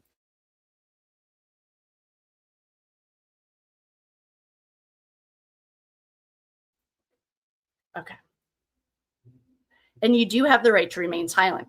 You could choose to testify or to not testify. And if you choose not to testify, nobody here can comment on that silence, and it cannot be used against you because you do have that right under the Fifth Amendment. Do you understand all of those rights? Yes, Your Honor. I know that's a lot of information to take in. Okay, then we're going to get started. Are there any stipulations or anything that we need to address before getting started? One moment, Your Honor. Sure. Mr. Troop, Your Honor, Mr. McDonald's informed me that he will stipulate to the age and birth of Mackenzie Shirilla, the date of birth being August 2nd, 2024. Okay, is that correct, Mr. McDonald? Yes, Your Honor. Okay, Mackenzie, what that means is the state of Ohio, some of the things that they would need to prove is that the court has jurisdiction to even hear this case, meaning that you were a juvenile at the time of the alleged offense, okay? So a lot of times people will stipulate to their date of birth, just saying that the court has jurisdiction to hear the case. If you're not willing to stipulate to that, the state of Ohio would have to get your date of birth on either through the detective or by calling one of your parents or family members to the stand to testify to that, okay? So what that means, so that's what it means. Yes, Your Honor. Okay, I will accept that stipulation, and that was her age and date of birth. All right, is there anything else? No, Your Honor. No, Your Honor. Okay, opening statements on behalf of the state. Mr. Troop, thank you, Your Honor. May it please the court. Your Honor, on the screen is State's Exhibit 4. This exhibit will be later used to inquire of witnesses. This is a Google overhead of where the event took place. This is Progress Drive in Strongsville, Ohio, where on July 31st at about 6:15 in the morning, a passerby saw a catastrophic car crash. The car crashed where this arrow indicates in the corner of a brick structure, the Plea building. I just want to make sure you guys can all hear me. Okay, good. The Plea company. Progress Drive runs down an industrial sort of parkway, and it's a little over 0.7 of a mile long. The emergency people, police, fire, they responded and they found a 2018 Toyota Corolla. Well, that's not right. Wasn't it a Toyota Corolla that was driven by Mackenzie Shirilla put into this building? Also, in the car were the bodies of Mackenzie's boyfriend, Dominic Russo, and his friend Davion Flanagan. When the emergency personnel arrived, the car was already cool to the touch, and subsequent investigation revealed that the crash had occurred approximately 45 minutes before the wreck was found. Hold on, this is the narrator. Timeout. In the police body cam, they all mention that the engine is still warm, not hot, but warm to the touch. But in the very first Strongsville police report that we saw the other night, it said it was cold. So that's just in case anyone noticed. I notice that every single time it comes up. So that's a discrepancy that on the body cam, he's touching it and he says it's warm, but in the report he wrote that it was cool or cold. Okay, the car was already cool to the touch, and the subsequent investigation revealed that the crash had occurred approximately 45 minutes before the wreck was found. The initial reaction from the responders, from anybody who heard about this, was that it was a group of young folks that they had been carrying on and partying. Mackenzie was a recent Strongville High School graduate, questionable by the hair of her chinny chin chin, and that somebody had lost control of the car, and that was what had caused this. As the investigation was undertaken, the police continued to look to try to explain this horrible crash. And with each peel of the onion, they unraveled each piece of evidence that came back to them and led them to believe that this was an intentional act. The police started interviewing witnesses. They learned that the three youths had gone to several friends' homes that night before proceeding on Saturday night on July 30th. But they learned that these weren't parties. Witnesses that talked to the police told them that there was no drinking.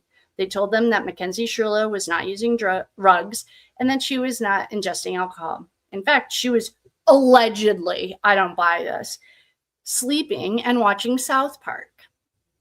I call BS. And one of our friends, this is the narrator, noticed that in a body cam video, Mackenzie says she was coming from Rosie's house, but all of the witnesses say she was coming from Paul's. Claim your fame if that was you. They learned about she was coloring and watching South Park, laying in bed for 3 months. I don't buy it. In the 30,000 text messages, there was never a reference to watching TV, really. There was one show she liked. It was like American Horror Story or something. That I can't remember what the show was, but that's the only time we ever heard them talking about TV. All right, they learned about the relationship between Mackenzie Shirilla and her boyfriend, Dominic, and that the relationship had become strained and volatile, and that they uncovered... Okay, I'd also like to say that ever since Kendall got pushed, in my opinion, she was pushed. Even if you fell, you would have at least hit one or two of the stairs. That was the turning point for their relationship, like the lack of remorse. And that's when Dominic started reading the narcissism books. So it had become strained because he was over it. He was done like she was. And then she started, according to Dominic, prostituting herself. And he didn't want the mother of his children to sell herself. And Dominic was trying to leave. The relationship had become strained and volatile, and they uncovered evidence of a prior incident that had happened on July 17th out on I-71 headed north from Strongsville. The police talked to an eyewitness who had witnessed that event, and there are phone conversations, text messages to corroborate what this witness has told police. But he told them that Dominic Russo's mother received a telephone call from Dominic saying, "I'm out of the car. I'm out on I-70. I need some help. Come and get me. Mackenzie's trying to wreck the car." A man named Hench responded to the side of the highway, and as he was driving to the scene, he told detectives that he was on the telephone with Dominic and that he overheard Mackenzie say over that telephone call, "I'll crash this car right now." Hench went on. I love that they called him Mr. Hench. Oh, that's kind of nice. Mr. Hench. Hench is Christopher Martin's nickname, and I think it's a badass nickname because the henchman. Hench went on to tell detectives that when he pulled up to the car, the same Toyota Camry, I thought it was a Camry, not a Corolla. Oh, I guess, perhaps, who cares? The same Toyota Camry that he observed Mackenzie Shirilla physically. Okay. It was the same Toyota that he found on the side of a building, and that Hench observed Mackenzie Shirilla physically strike Dominic. I'm going to show you several videos that took place 3 days after that incident, and this occurred in Dominic Russo's house, where he was secretly recording Mackenzie Shirilla as she beat on his door, berated him, broke the lock, belittled him, broke the doorknob, and threatened to cause damage to his home. These phone calls are important because they carry the theme of this case, which is that a relationship between Mackenzie and Dominic. This was a relationship between Mackenzie and Dominic where she was in control and she was the dominant person. She was willing to resort to violence to control Dominic. You'll hear testimony from the detective that he interviewed Angelo Russo. That's Dominic's brother. And Angelo Russo provided more information about the volatile relationship between these two people. Christine Russo provided a statement. This is Dominic's mother. She provided more information about the nature of the relationship and that Dominic was trying to get out of this relationship. When they investigated the crash, Strongsville detectives uncovered several videos, and these videos are also important to this case. The first video is taken at approximately 5:34 in the morning, and it shows the Camry driven by Mackenzie Shirilla driving down Pearl Road, and it shows her put on her blinker. She's driving slowly and very controlled. She takes a controlled right-hand turn onto Progress. She's not speeding.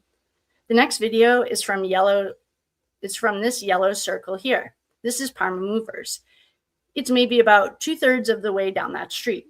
It's about 3/10 of a mile from the ultimate impact site. And there's a video there that shows the Camry as it goes by.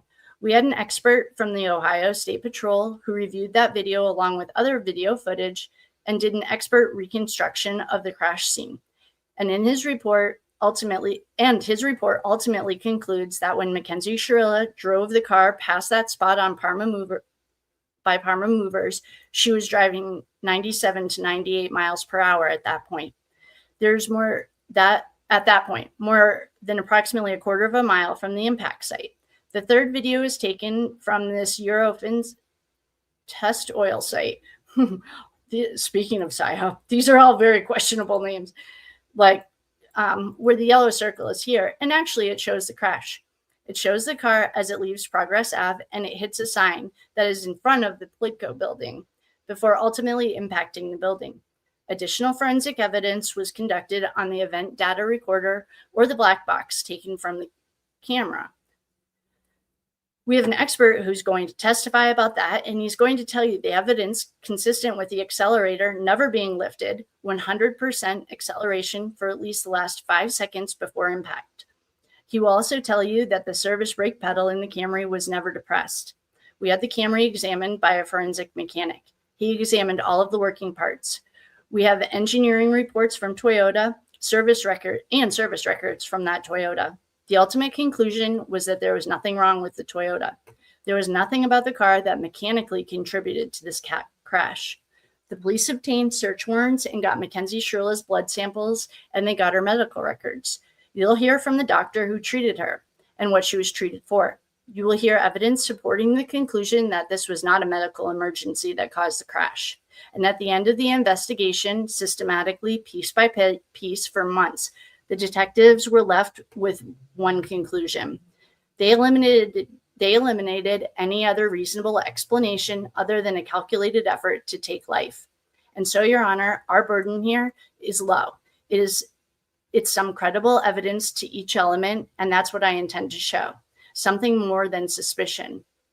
Credibility will be a factor, and Your Honor, I want to be held to that burden.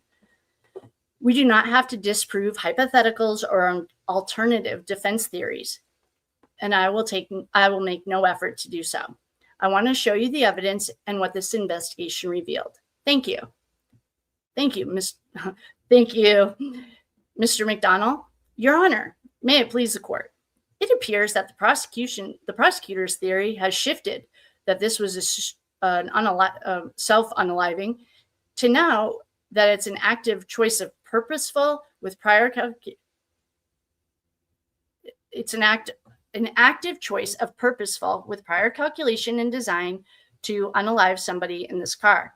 It doesn't make sense. They're going all over the place. Mr. Troop said some credible evidence. Well, actually, I think it's sufficient credible evidence is the actual definition. And I hesitate to go over this because obviously you know it, but aggravated unaliving is purposely and with prior calculation and design purposely. Then unaliving A is purposely caused the death, or unaliving B caused the death as approximate result of committing the felonious act. And obviously the felonious assault also has the purposeful in it. So these are the charges that are mandatory. Okay, just listen. This is the narrator interrupting. Just listening or reading these, all I can hear is Christine Russo saying, I don't even remember the last time he did put on a case, or like a defense attorney. He is a prosecutor that likes to work out plea deals. That's all I can hear. It's just, okay, so purposely, this is a specific intent to commit a certain result. Now, when we talk about mens rea, the other thing, the lesser element, is the term knowingly. When a person's aware that a conduct will result in a certain result. The mens rea is not knowingly. It's higher than that, purposefully. Prior calculation and design. I made a little bit of fun with. I don't like him. He's giving me Sarah Boone vibe. The lawyer for Sarah Boone, I didn't like him either. This is giving like ew, like yuck vibes. I made a little bit of fun with Mackenzie when I talked to her that she's up to 100 pounds today, she told me. Oh, if she's anorexic, like this is going to be hard for her. She might be proud of that, but okay. I made a little bit of fun with Mackenzie when I talked to her that she's up to 100 pounds. She told me. They opened the door. They're saying that she's a violent person and that she controls everything. Well, we'll just hear about Mr. Russo, and I'm certain that the conclusion of this, you will find the prosecutors have failed to meet their burden. Oh, thanks. You may call your first witness. Thank you, Your Honor. The state calls Captain Brett Stanislaw from the Beera Fire Department. Can you come around here, please? Please raise your right hand. Captain Brett, sworn or affirmed. Okay, you may take a seat. Direct examination of Captain Brett Stanislaw. Good morning. Good morning. How are you? I'm well, thank you. Could you please state and spell your first and last name for the record? Sure. My name's Brett, B-R-E-T-T. My last name's Stanislaw. S-T-A-N-I-S-L-A-W. Thank you. Do you have a specific title that you go by? Yes, I'm the captain for the Beera, I don't know how to pronounce that, fire department. Thank you, Captain Stanislaw. Are you employed? Yes. Where are you employed? I work full-time for the city of Beera. I should probably figure out how to pronounce that. It looks like we're going to be using it a lot. As a captain, and I work as a part-time firefighter, pulling the rank of captain for the village of Brooklyn Heights. Oh God. Oh, no. So he's a captain of the fire department.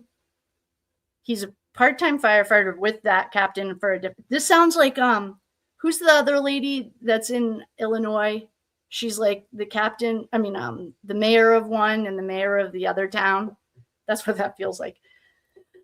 First, let me ask you, do you have a particular training that you had to initially go, do you have a particular training that you initially went through to become a fireman? Yes. You started as an ENT basic, and then my path was that I went to ENT basic, and then I got my fire certification, and then my paramedic certification. Okay. As far as being a paramedic, how long have you been a paramedic for?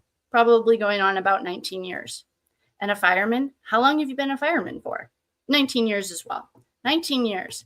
And Captain Stansla, you said you work for 2 departments. Is that correct? That's correct. It's small town. That was me. Okay. What was the first department you worked for? I started out part-time as a firefighter in May of 2004, the year Mackenzie was born, for the village of Brooklyn Heights. I have since rose up through the ranks, and I'm currently still employed with them. Then I was hired full-time for the city of, you know what? I'm going to ask Google to pronounce this because I need to learn how to pronounce it if we're going to be using it a lot.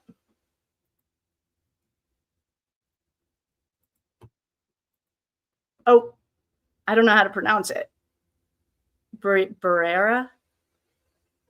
Okay. Well, I'm going to have to come back to that because... Hi, everyone. Welcome, Diego. Hi, Midnight 6677. Hi, Di Gonzalez. Hi, Lisa Jackson. Lisa K picks the mods after some time, but we were already members. Oh, hi, Mid. Hi, everyone. Welcome. All right. Back to this. If you guys need me, oh, you don't have my, just send me an email. I'll move my phone over here and I will jump over and help out if we need to. Okay. And I did see someone say anti-Shirilla. I'm not anti-Shirilla. I'm pro-evidence. And I read energy. I don't have an opinion. I am pro-evidence, and the evidence is overwhelming that she's a little psycho, in my humble opinion. Okay, I was hired full-time for the city of Barrera in August of 2005. I held the rank of firefighter for around 6 years and was promoted to lieutenant for 2 years, and have since been a shift captain ever since. Okay, thanks. Captain Stanislaw, could you tell us a little bit about, okay, can we skip all this? I mean, he's a firefighter for 19 years. Okay, we got that.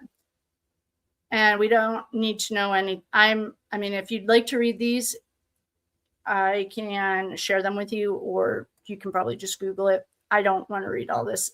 Like, I mean, he's a good he's certified. Okay, he's talking about his shifts. His work varies. All right. This is, now we're starting to talk about.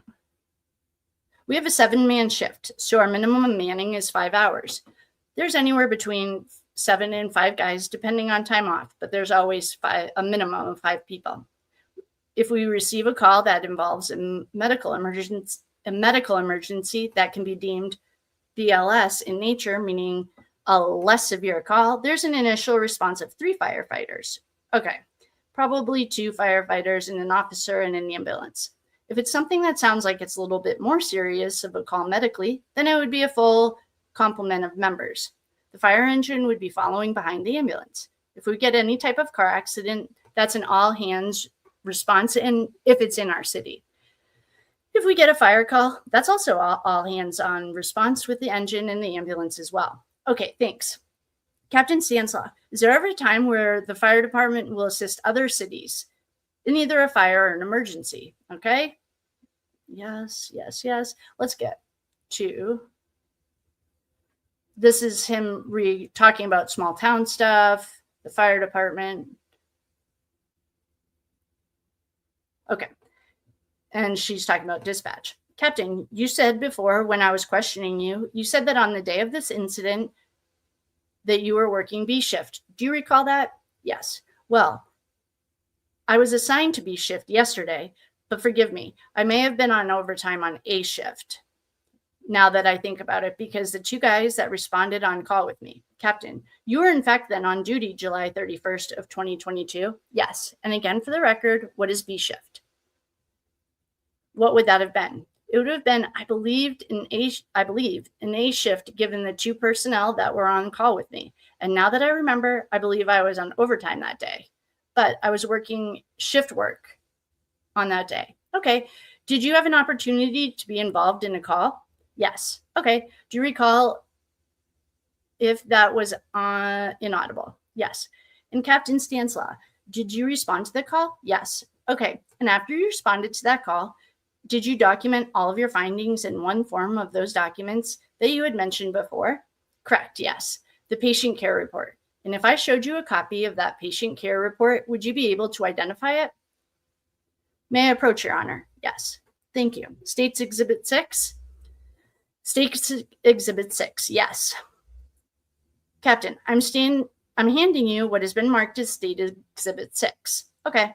If you could look at it and let me know if you recognize it, yes. What is it? It's an electronic copy of the patient care report that I completed. If you could see up the screen. Oh, okay. So she's just verifying that it's the same document. If you could, all right, Captain, if you could first walk us through how you received the call to respond to Progress Drive and what you did next. Okay. I mean, I don't specifically remember exactly what happened. I believe the time of this call was, I know it was in the morning. I don't recall if we were up at that point in time, but what happens at our station is, given this time, typically the guys would still be sleeping, and I probably would be as well. We received an overhead page that's requesting whatever vehicle it is, and it gives a location and it gives a reason for the response. I do remember getting a call for MVA, a mutual aid squad for an MVA in Strongsville. Okay. And just to back you up, you keep saying we received a call at this time and the others were sleeping at this time. Yeah. Is the time you received the call documented on your report? Yes. The time that we received the call at the station is the dispatch time. That would be 6:28:26, and that would be AM, correct? Yes. I'm just going to direct your attention below that it says 6:28:26. Underneath, directing you again to what you just described to dispatch, it says en route. What does that mean?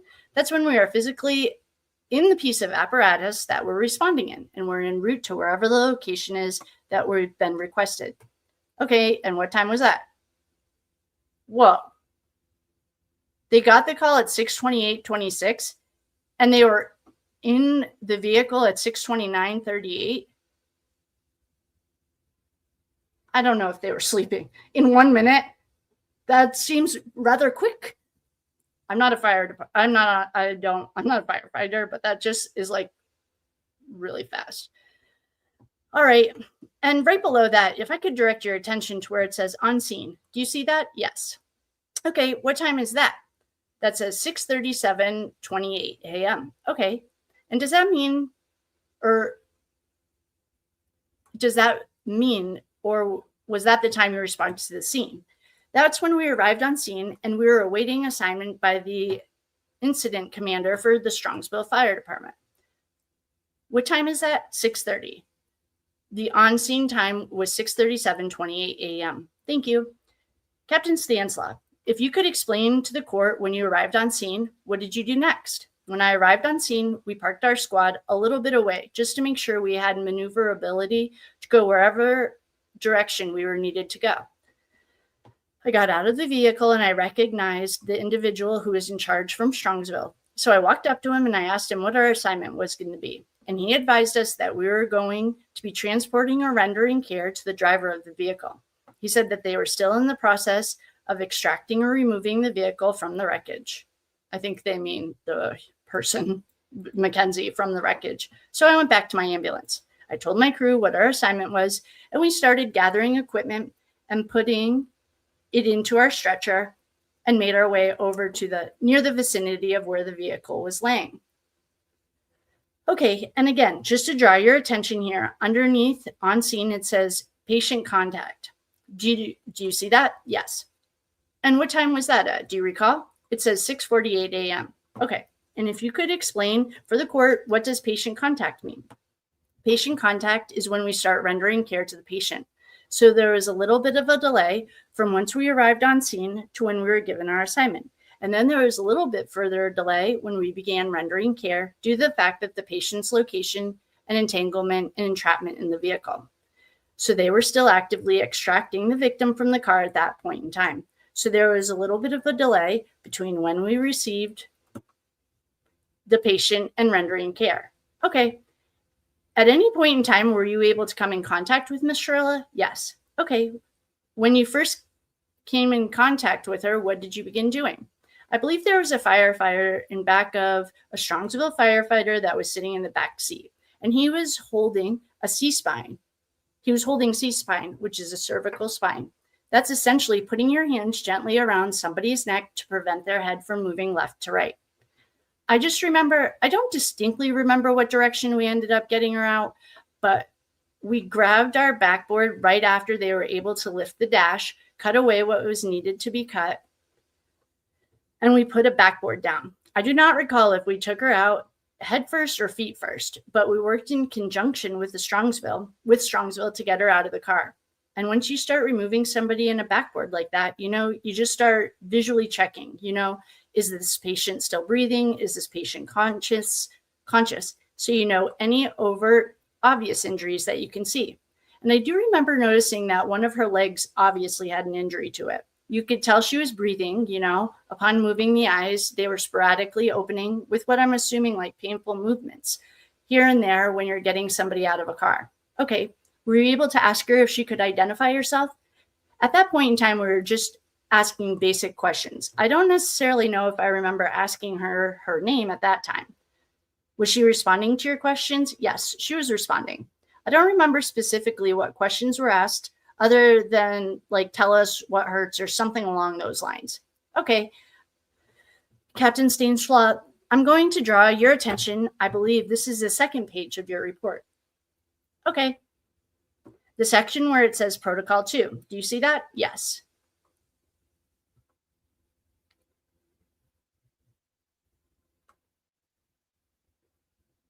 Okay, she's just asking him to identify the report. And she just asks him to confirm it. Yes, it is. I mean, some of those things were done by other individuals that were there, but these findings are reported back to me. So that's why if I'm the one that's documenting it, I'm the one that's putting my name next to it. Okay, if you could find for the record underneath where it says time, can you read what time it says? 6:48:08 a.m. Okay. And next to your name, do you see what it says? Inaudible. Yes. Okay. And it says ABC. Is that correct? Could you explain to the court what ABC means? That's a very basic and simple, quick assessment to determine if somebody's airway is open, if their breathing appears to be normal, and circulation is present. So in this instant, yes, the airway was patent. She was obviously breathing. Breathing did not appear distressed at any point in time.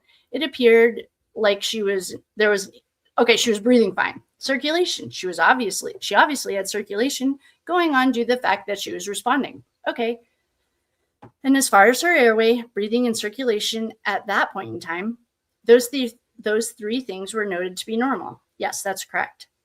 Okay, I'm going to go down to the next category here. Do you see where it says neurological? Yes. Next to neurological, it says AVPU. What does that mean? That's another grading scale for determining how alert somebody is, or their neurological, how intact they are neurologically. So A stands for alert, V stands for verbal, P stands for pain, and U stands for unresponsive. Just due to the fact that the patient was not actively having open eyes and interacting with us on a free basis, we didn't assign her a score of alert. We gave it to the verbal, because if you would say, hey, how are you doing? Open your eyes. Her eyes would open. So that was the verbal response. And if the verbal didn't work, you get a painful response.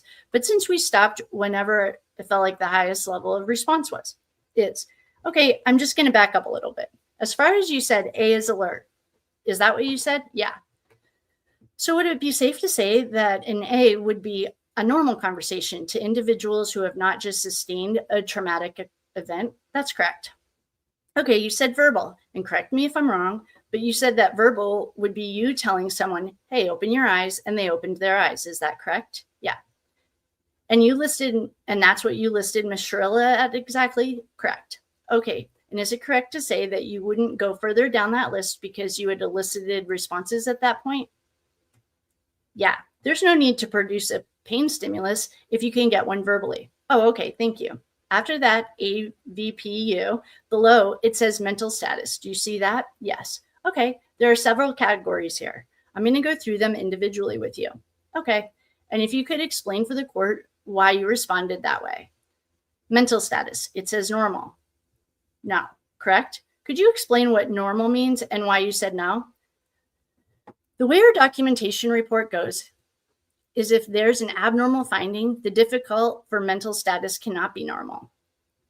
It cannot be a yes, as in normal. So that first box that you have to check that says no, it was not normal, because normally if someone was alert, they would be freely conversing with you or interacting with you in a manner like you and I are doing right now, which was not the case. So that would be a no for normal. Okay. Then just go down the line a little bit further. It says confused. Yes. Is that correct? And could you explain why you responded with yes as confused? When we were further going on with the assessment, we just kind of like asking, what's your name? What your name was, or where are you? What happened? She was able to answer her name. Oh, okay. So they were just asking her basic questions. And she said in that body cam, my name's Mackenzie. What was going on was not obvious to her. I asked her, do you know where you're at? Do you know what happened? And the answer was no to that.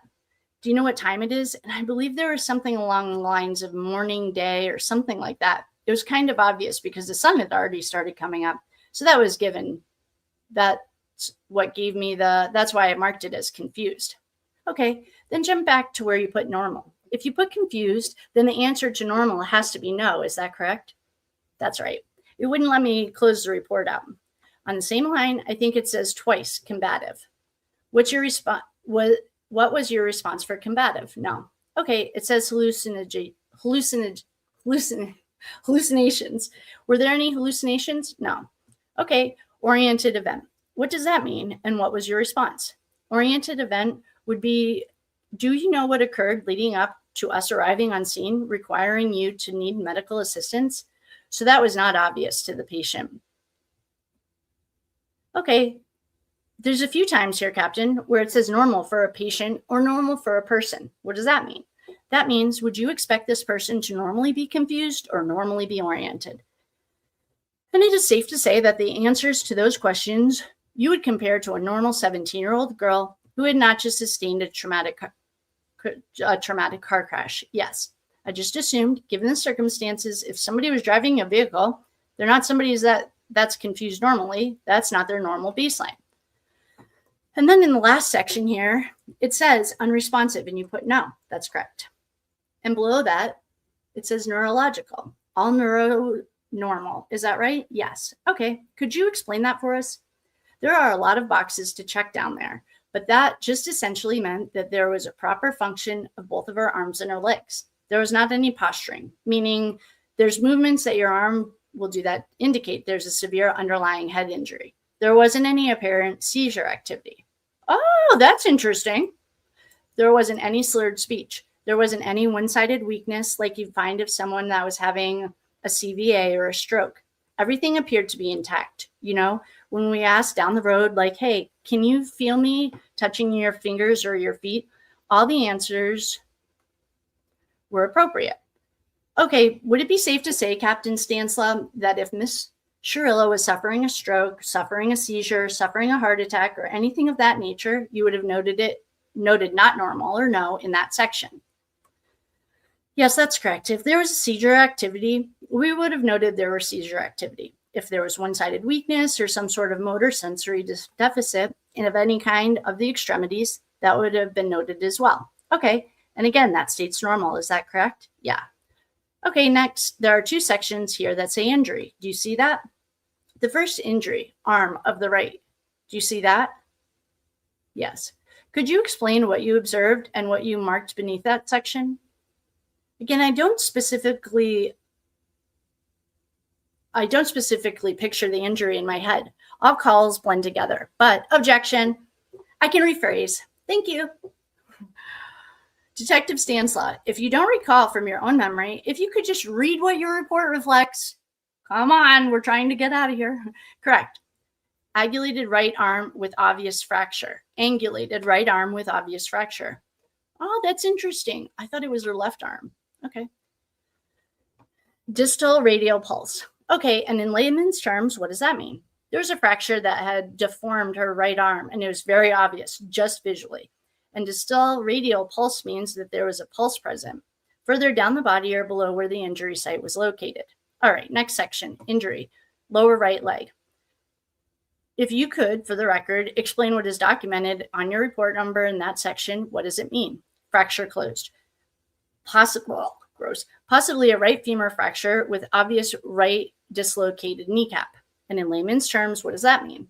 There were signs of an injury that were possible to have a right femur fracture, which is the bone that is between your pelvis and your knee. And the kneecap was dislocated, meaning it was not in the proper position of the knee of the left leg. Okay, thanks. And the last section of this page, Captain Stanislaw, it says head to toe. Do you see that? The first section is head and neck. Let's focus on that. If you could explain what the findings are documented on in your report for that section. Yeah, head and neck, normal. Yeah, both pupils, pearl. That's a little bit of a different abbreviation than I learned, but it just means that your pupils are responding to light normally. So that was present for both of them. The neck normal, the neck was normal. Okay, chest and back. They all check normal. Abdomen and pelvis, left upper. The abdomen is divided into 4 quadrants, and you're reporting something or trying to assess pain. The left upper quadrant was normal. The right upper quadrant was not normal. It was tender, and it was painful if you palpitated it. The left lower quadrant and the right lower quadrant were both normal, and the pelvis, when you pushed on it, appeared to be stable. There was not an increase in pain upon pushing on it, so that was also normal. All right, and the arms and legs. I believe you just went over that. Yep, that's correct. Thank you. Detective Stanislaw, I'm going to have you turn to page 3 of 6, the next page in your document, if you could, please. Yeah. Okay, what is it that is what you're looking at reflected on the monoboard here? Okay, so yeah, he's holding it and the court can see it. I'm going to first draw your attention to, let's first talk about where it says Glasgow Coma score. Do you see that? Can you explain for the court what a Glasgow Coma scale is and what it means? That's a grading system that tells somebody's what their baseline mental state is when you first encounter them to see if there are any changes. Establish what their baseline is and track if there's any changes like improving or declining in their mental status. Okay, and I see here's an E, a V, and an M. Is that correct? Yes. What do these 3 letters stand for? Eyes, verbal, and motor. Okay, let's first go with the eyes. If you could tell us, is there a highest number or a highest level that you could get for the eyes? Yes, 4 is the highest and 1 is the lowest. Okay, when you say highest to lowest, does that mean equivalent to or close enough to of that of a normal person? And okay, so 4 would be normal and 1 would be non-responsive. Okay, and what was Miss Shirilla's eye for the Glasgow Coma score at that point? We graded her a 3. Okay, out of 4, correct? Yep. Can you explain to the court why you graded it a 3 out of 4? A 4 would just spontaneously be opening their eyes, and we graded it as a 3 because her eyes were closed until you either produced pain or you asked her to open your eyes or you asked her a question, and then the eyes would open. Okay, the next one is verbal. What is the highest level that you can hit for verbal? 5. And what level was Miss Shirilla at this point? She was at a 4. Okay, and what is a 4? Well, to be at a 5, you have to be alert and oriented to person, place, time, and event. And she was oriented to person, somewhat to time, but not to the event. So that gave her the 4. So she didn't know why she was outside the brick building. And you said that was motor? Yes. Okay, and what's the highest level of motor you can reach? A 6. And what was Miss Shirilla? A 6. Why did you grade her a 6? The highest level for the motor at that point. Just because if you asked her to try to keep her arm still or like put your arm down to do some sort of command, she could follow the command. Oh, that's probably the only time she ever followed directions. Okay, and then the total score. What is the highest level for the Glasgow Coma score? 15. And what was Mackenzie's score? A 13. Whoa. That's pretty good. And if you look at the section below, the Glasgow Coma score, does her score change as time progresses as she's with you? No. All right, I'm going to direct your attention to these two categories. Whoa. Oh, somebody's already been here highlighting, probably whoever sent me this. It says blood pressure. What is blood pressure? Oh, what is BP? Blood pressure. Okay, if you could just read, let's first start with the top. What was the time for the blood pressure that you documented? The time was 6:49:01. Wow, they got them out, or they got her out really fast. Okay, so at 6:49, what was Miss Shirilla's blood pressure? Her monitor read 157/125. Okay, what's an abnormal blood pressure? I think the normal standard is 120/80. So in your training and experience, would you say that this is a higher blood pressure? It would be an abnormal reading. And the next time, if you could read what that section is, what time is that? That's at 6:57:02. Okay, and what was the blood pressure there? 144/111. Okay, and again, would that be abnormal or high? Yeah, that's high. Okay, the next section. Could you read the pulse, her pulse at 6:49? 60. Okay, and for 6:57, 90. Okay, and what is a normal pulse? Anywhere between 50 to 100 is considered normal for an adult. Okay, is it safe to say that during the time period of which you evaluated Mackenzie Shirilla, her pulse was normal? Yeah, her heart rate was normal. Okay, here's one thing that says SpO2. What is that? That's the blood oxygen level that's present in your body. 100% is the highest that you can get. Typically, you're in like the high 90s. Okay, so would you say, how would you evaluate what an 82 is? It's low. But there are a lot of factors that go into play with that. She obviously was a little bit cool to the touch, so that has an effect on how accurate the probe reads on your fingers. Just because it measures the blood flow, that's at the extremities of your finger. Oh, that's because it measures the blood flow at the extremities of your fingertips. So if somebody's cold, obviously that's not as accurate a reading. If that read was time-stamped when the blood pressure was going down, that restricts the blood flow to the base of your arms, so that can also cause a false reading.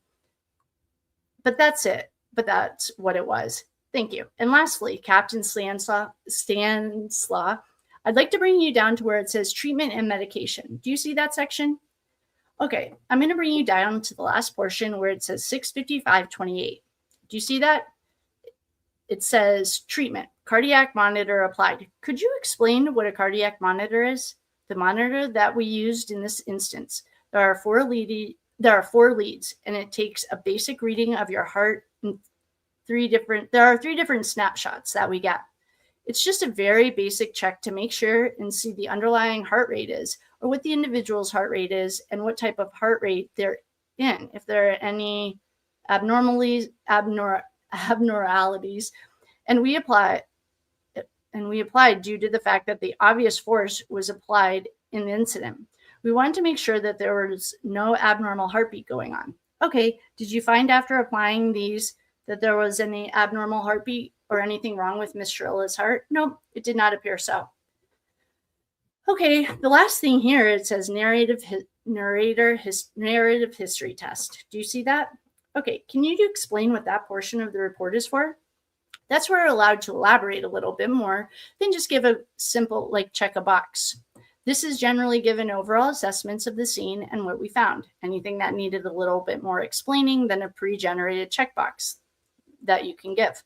And again, I know we went over this, but just to reiterate, if there are any signs of a heart attack, a stroke, a seizure of any type of emergence situation that would have alerted your radar, would you have included those details in that narrative? Not necessarily in the narrative. If there was something that was in the box that needed a little bit more description, then yeah, I would have. But there was nothing that I felt necessary to put there. So there's nothing to elaborate on because there's nothing checked prior. Is that correct? Yeah. After you performed your testing of Miss Shirilla, or while you were performing your testing of her, did anything significant happen? Meaning a change in patient care? I don't understand. Was there anything out of the ordinary that occurred while you were evaluating Miss Shirilla's body? Oh, yeah. We do a head-to-toe assessment. And we were primarily worried about getting her into the ambulance and out of the elements at that point in time. But yes, we did get her in there. We started giving her a head-to-toe assessment. You actually put hands on somebody and physically palpate to see if there are any obvious injuries. I remember I was palpating the chest and felt like there was a lump. I don't remember what side it was on. I palpated it to see if there was a deformity or something. And I pulled out a bag of substance.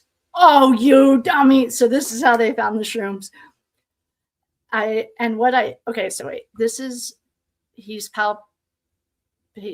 chest. Oh, so it wasn't her bra or something. I'm assuming.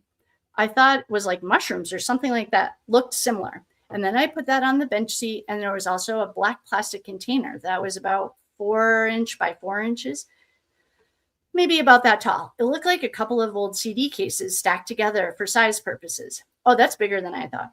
I thought they were going to say a card deck. And I just removed that and also put it on the bench next to me. And then when a Strongsville police officer entered the ambulance, I advised him what I found and I handed it off to him. Okay, Captain, I have another question for you. Are you familiar with the term hypotensive? Yes. What is hypotensive? That would be if your blood pressure is low. Okay. Do you have any concerns at this point for hypertension in Miss Shirilla? No. One moment, please, Your Honor. Detective Stanislaw, did you transport Miss Shirilla? Where did you transport Miss Shirilla to? To a life flight helicopter that landed on scene. Thank you. Nothing further. Thank you, Your Honor. Mr. McDonald? Thank you. Sir, my name is Jim McDonald. I'm going to ask you a series of questions. If there is any time you don't understand the question, just ask me to repeat it. Fair enough? Yeah. Okay, Mackenzie told you there she didn't remember what happened, right? That was my recollection, yes. She didn't remember exactly everything that happened. In fact, she didn't remember anything that had happened, right? No, nothing of the events that occurred there. And that's somewhat typical of people who were involved in a serious car accident, right? I was not surprised at all, no. Like I wasn't surprised at all. You were not surprised at all, right? Okay, you talked about her blood pressure being high, is that correct? Was that primarily due, do you think, to the pain that she was experiencing? It could have been due to several factors. Just to be honest, our monitor, well, I hope you would be honest. Okay, yeah, our monitor. You know, if somebody puts the cuff on a little bit too tight or a little bit too loose, there can be variables. If someone's moving around while it's cycling, then you'll get an abnormal reading. But yes, it could have been due to pain, or it could have been due to movement. It could have been due to the placement of it. And you certainly have no way of telling what her blood pressure was 30 seconds before the accident. No, I have no idea. No idea, right? Oh, so we're creating doubt. Okay. Not a clue. Okay. There are many reasons that her blood pressure could have been raised. Yeah, she just drove her car into a brick wall going 100. So you talked about blood oxygen reading of 82. That's unbelievably low, isn't it? Correct. I mean, like way low. Yes, it's way low. If you're encountering somebody that's at room temperature normal, yeah, that's way low. If I came up to you and you tested me and I was an 82, what would you do?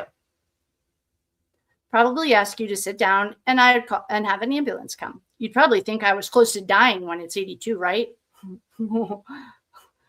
I wouldn't go that far. You're having some underlying condition that needs to be addressed.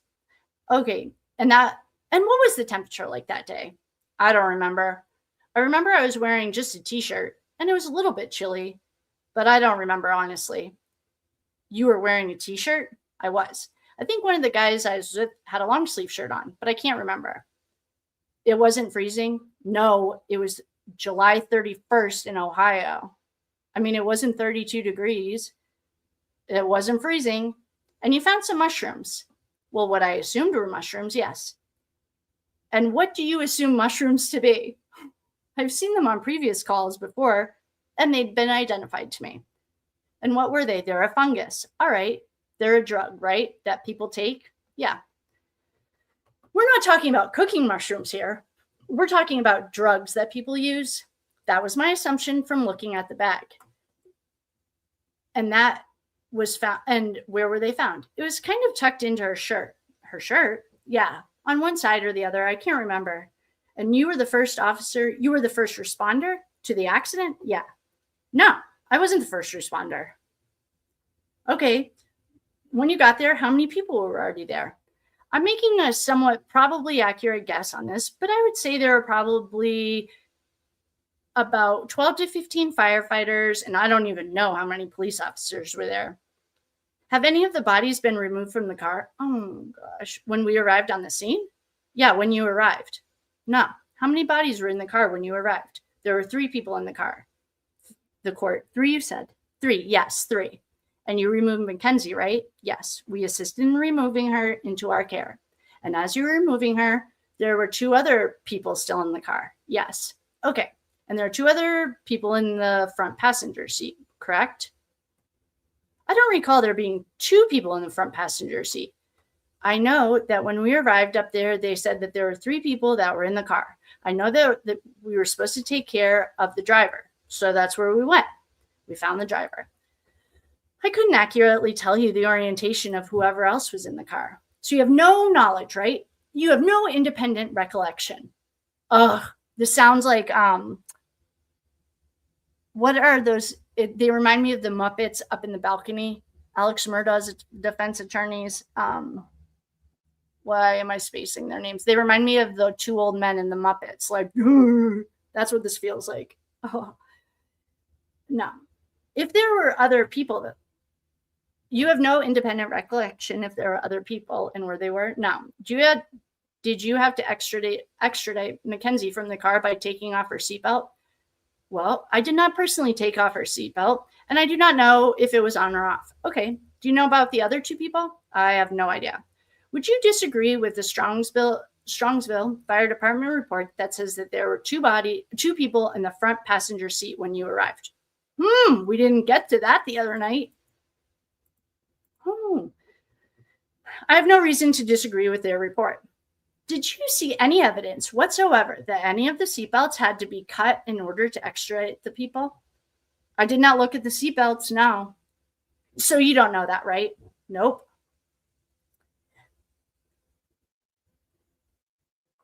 You didn't concentrate with the other 2 people there? No, he didn't. No, my focus was on the patient. Mr. McDonald, no further questions. Nothing based off of that, Your Honor. Thank you. Thank you. Captain, thank you for coming.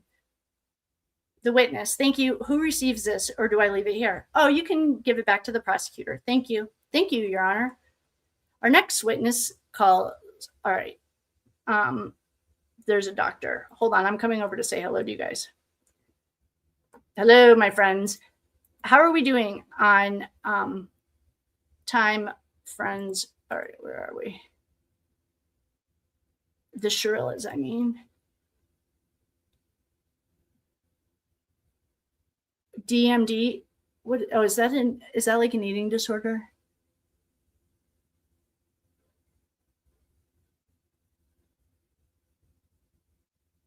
Oh, I'm so glad you guys don't mind listening to this stuff. Oh, well, and I would read it. Oh, here, I can make myself bigger. I need a break. I just need to run to the bathroom.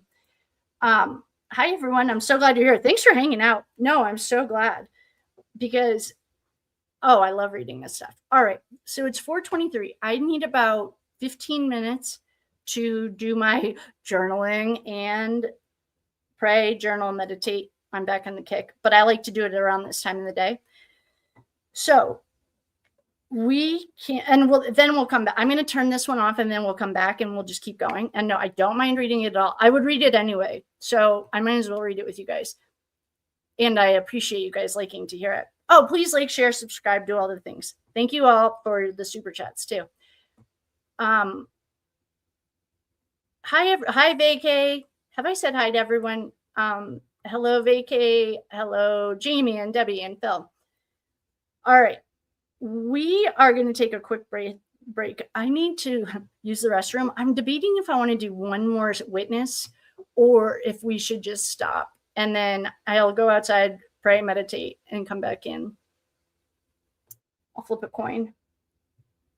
Because no matter what, I do need to use the ladies' room. All right. So we're going to do heads, one more witness, tails, go outside. Tails, go outside. Okay. All right, team. Oh, yeah. Thanks, Kate. See you guys in a little bit. No, thank you. Thanks for coming and hanging out with me. We are going to break. I'm going to run to the restroom and then reset this. And I'm going to set myself a timer. So we'll be back. Why don't we say 5 o'clock, like in a half an hour? We'll come back if that works for you guys. I appreciate you being here and hanging out with me. And that way we can just keep trucking. Oh, and I wish I could show, like, I almost, you know how Candace has her team. I wish I could have my team show different pictures because I know exactly what all these, like, the evidence is. I'm going to find Dick Harpootlian. That's who this defense attorney reminds me of. Alex Murda's defense attorney. All right, team, I love you. Should I end it or should I just pause it? I don't know enough about YouTube. All I know is if we ever get dinged, yeah, in a half an hour, let's just end it. And then, yeah, everyone have a good, safe night. We'll be back in about a half an hour. I'm just going to do a couple of things and run to the bathroom, and then we'll be back on. And I love you guys. Thanks for coming. Thanks for the super chats. Kendall, Bobby. Oh, wait, I have to scroll up. Hi, Midnight 666. Okay. Bobby, thank you. Jamie Tibbetts, thank you. Kendall, thank you.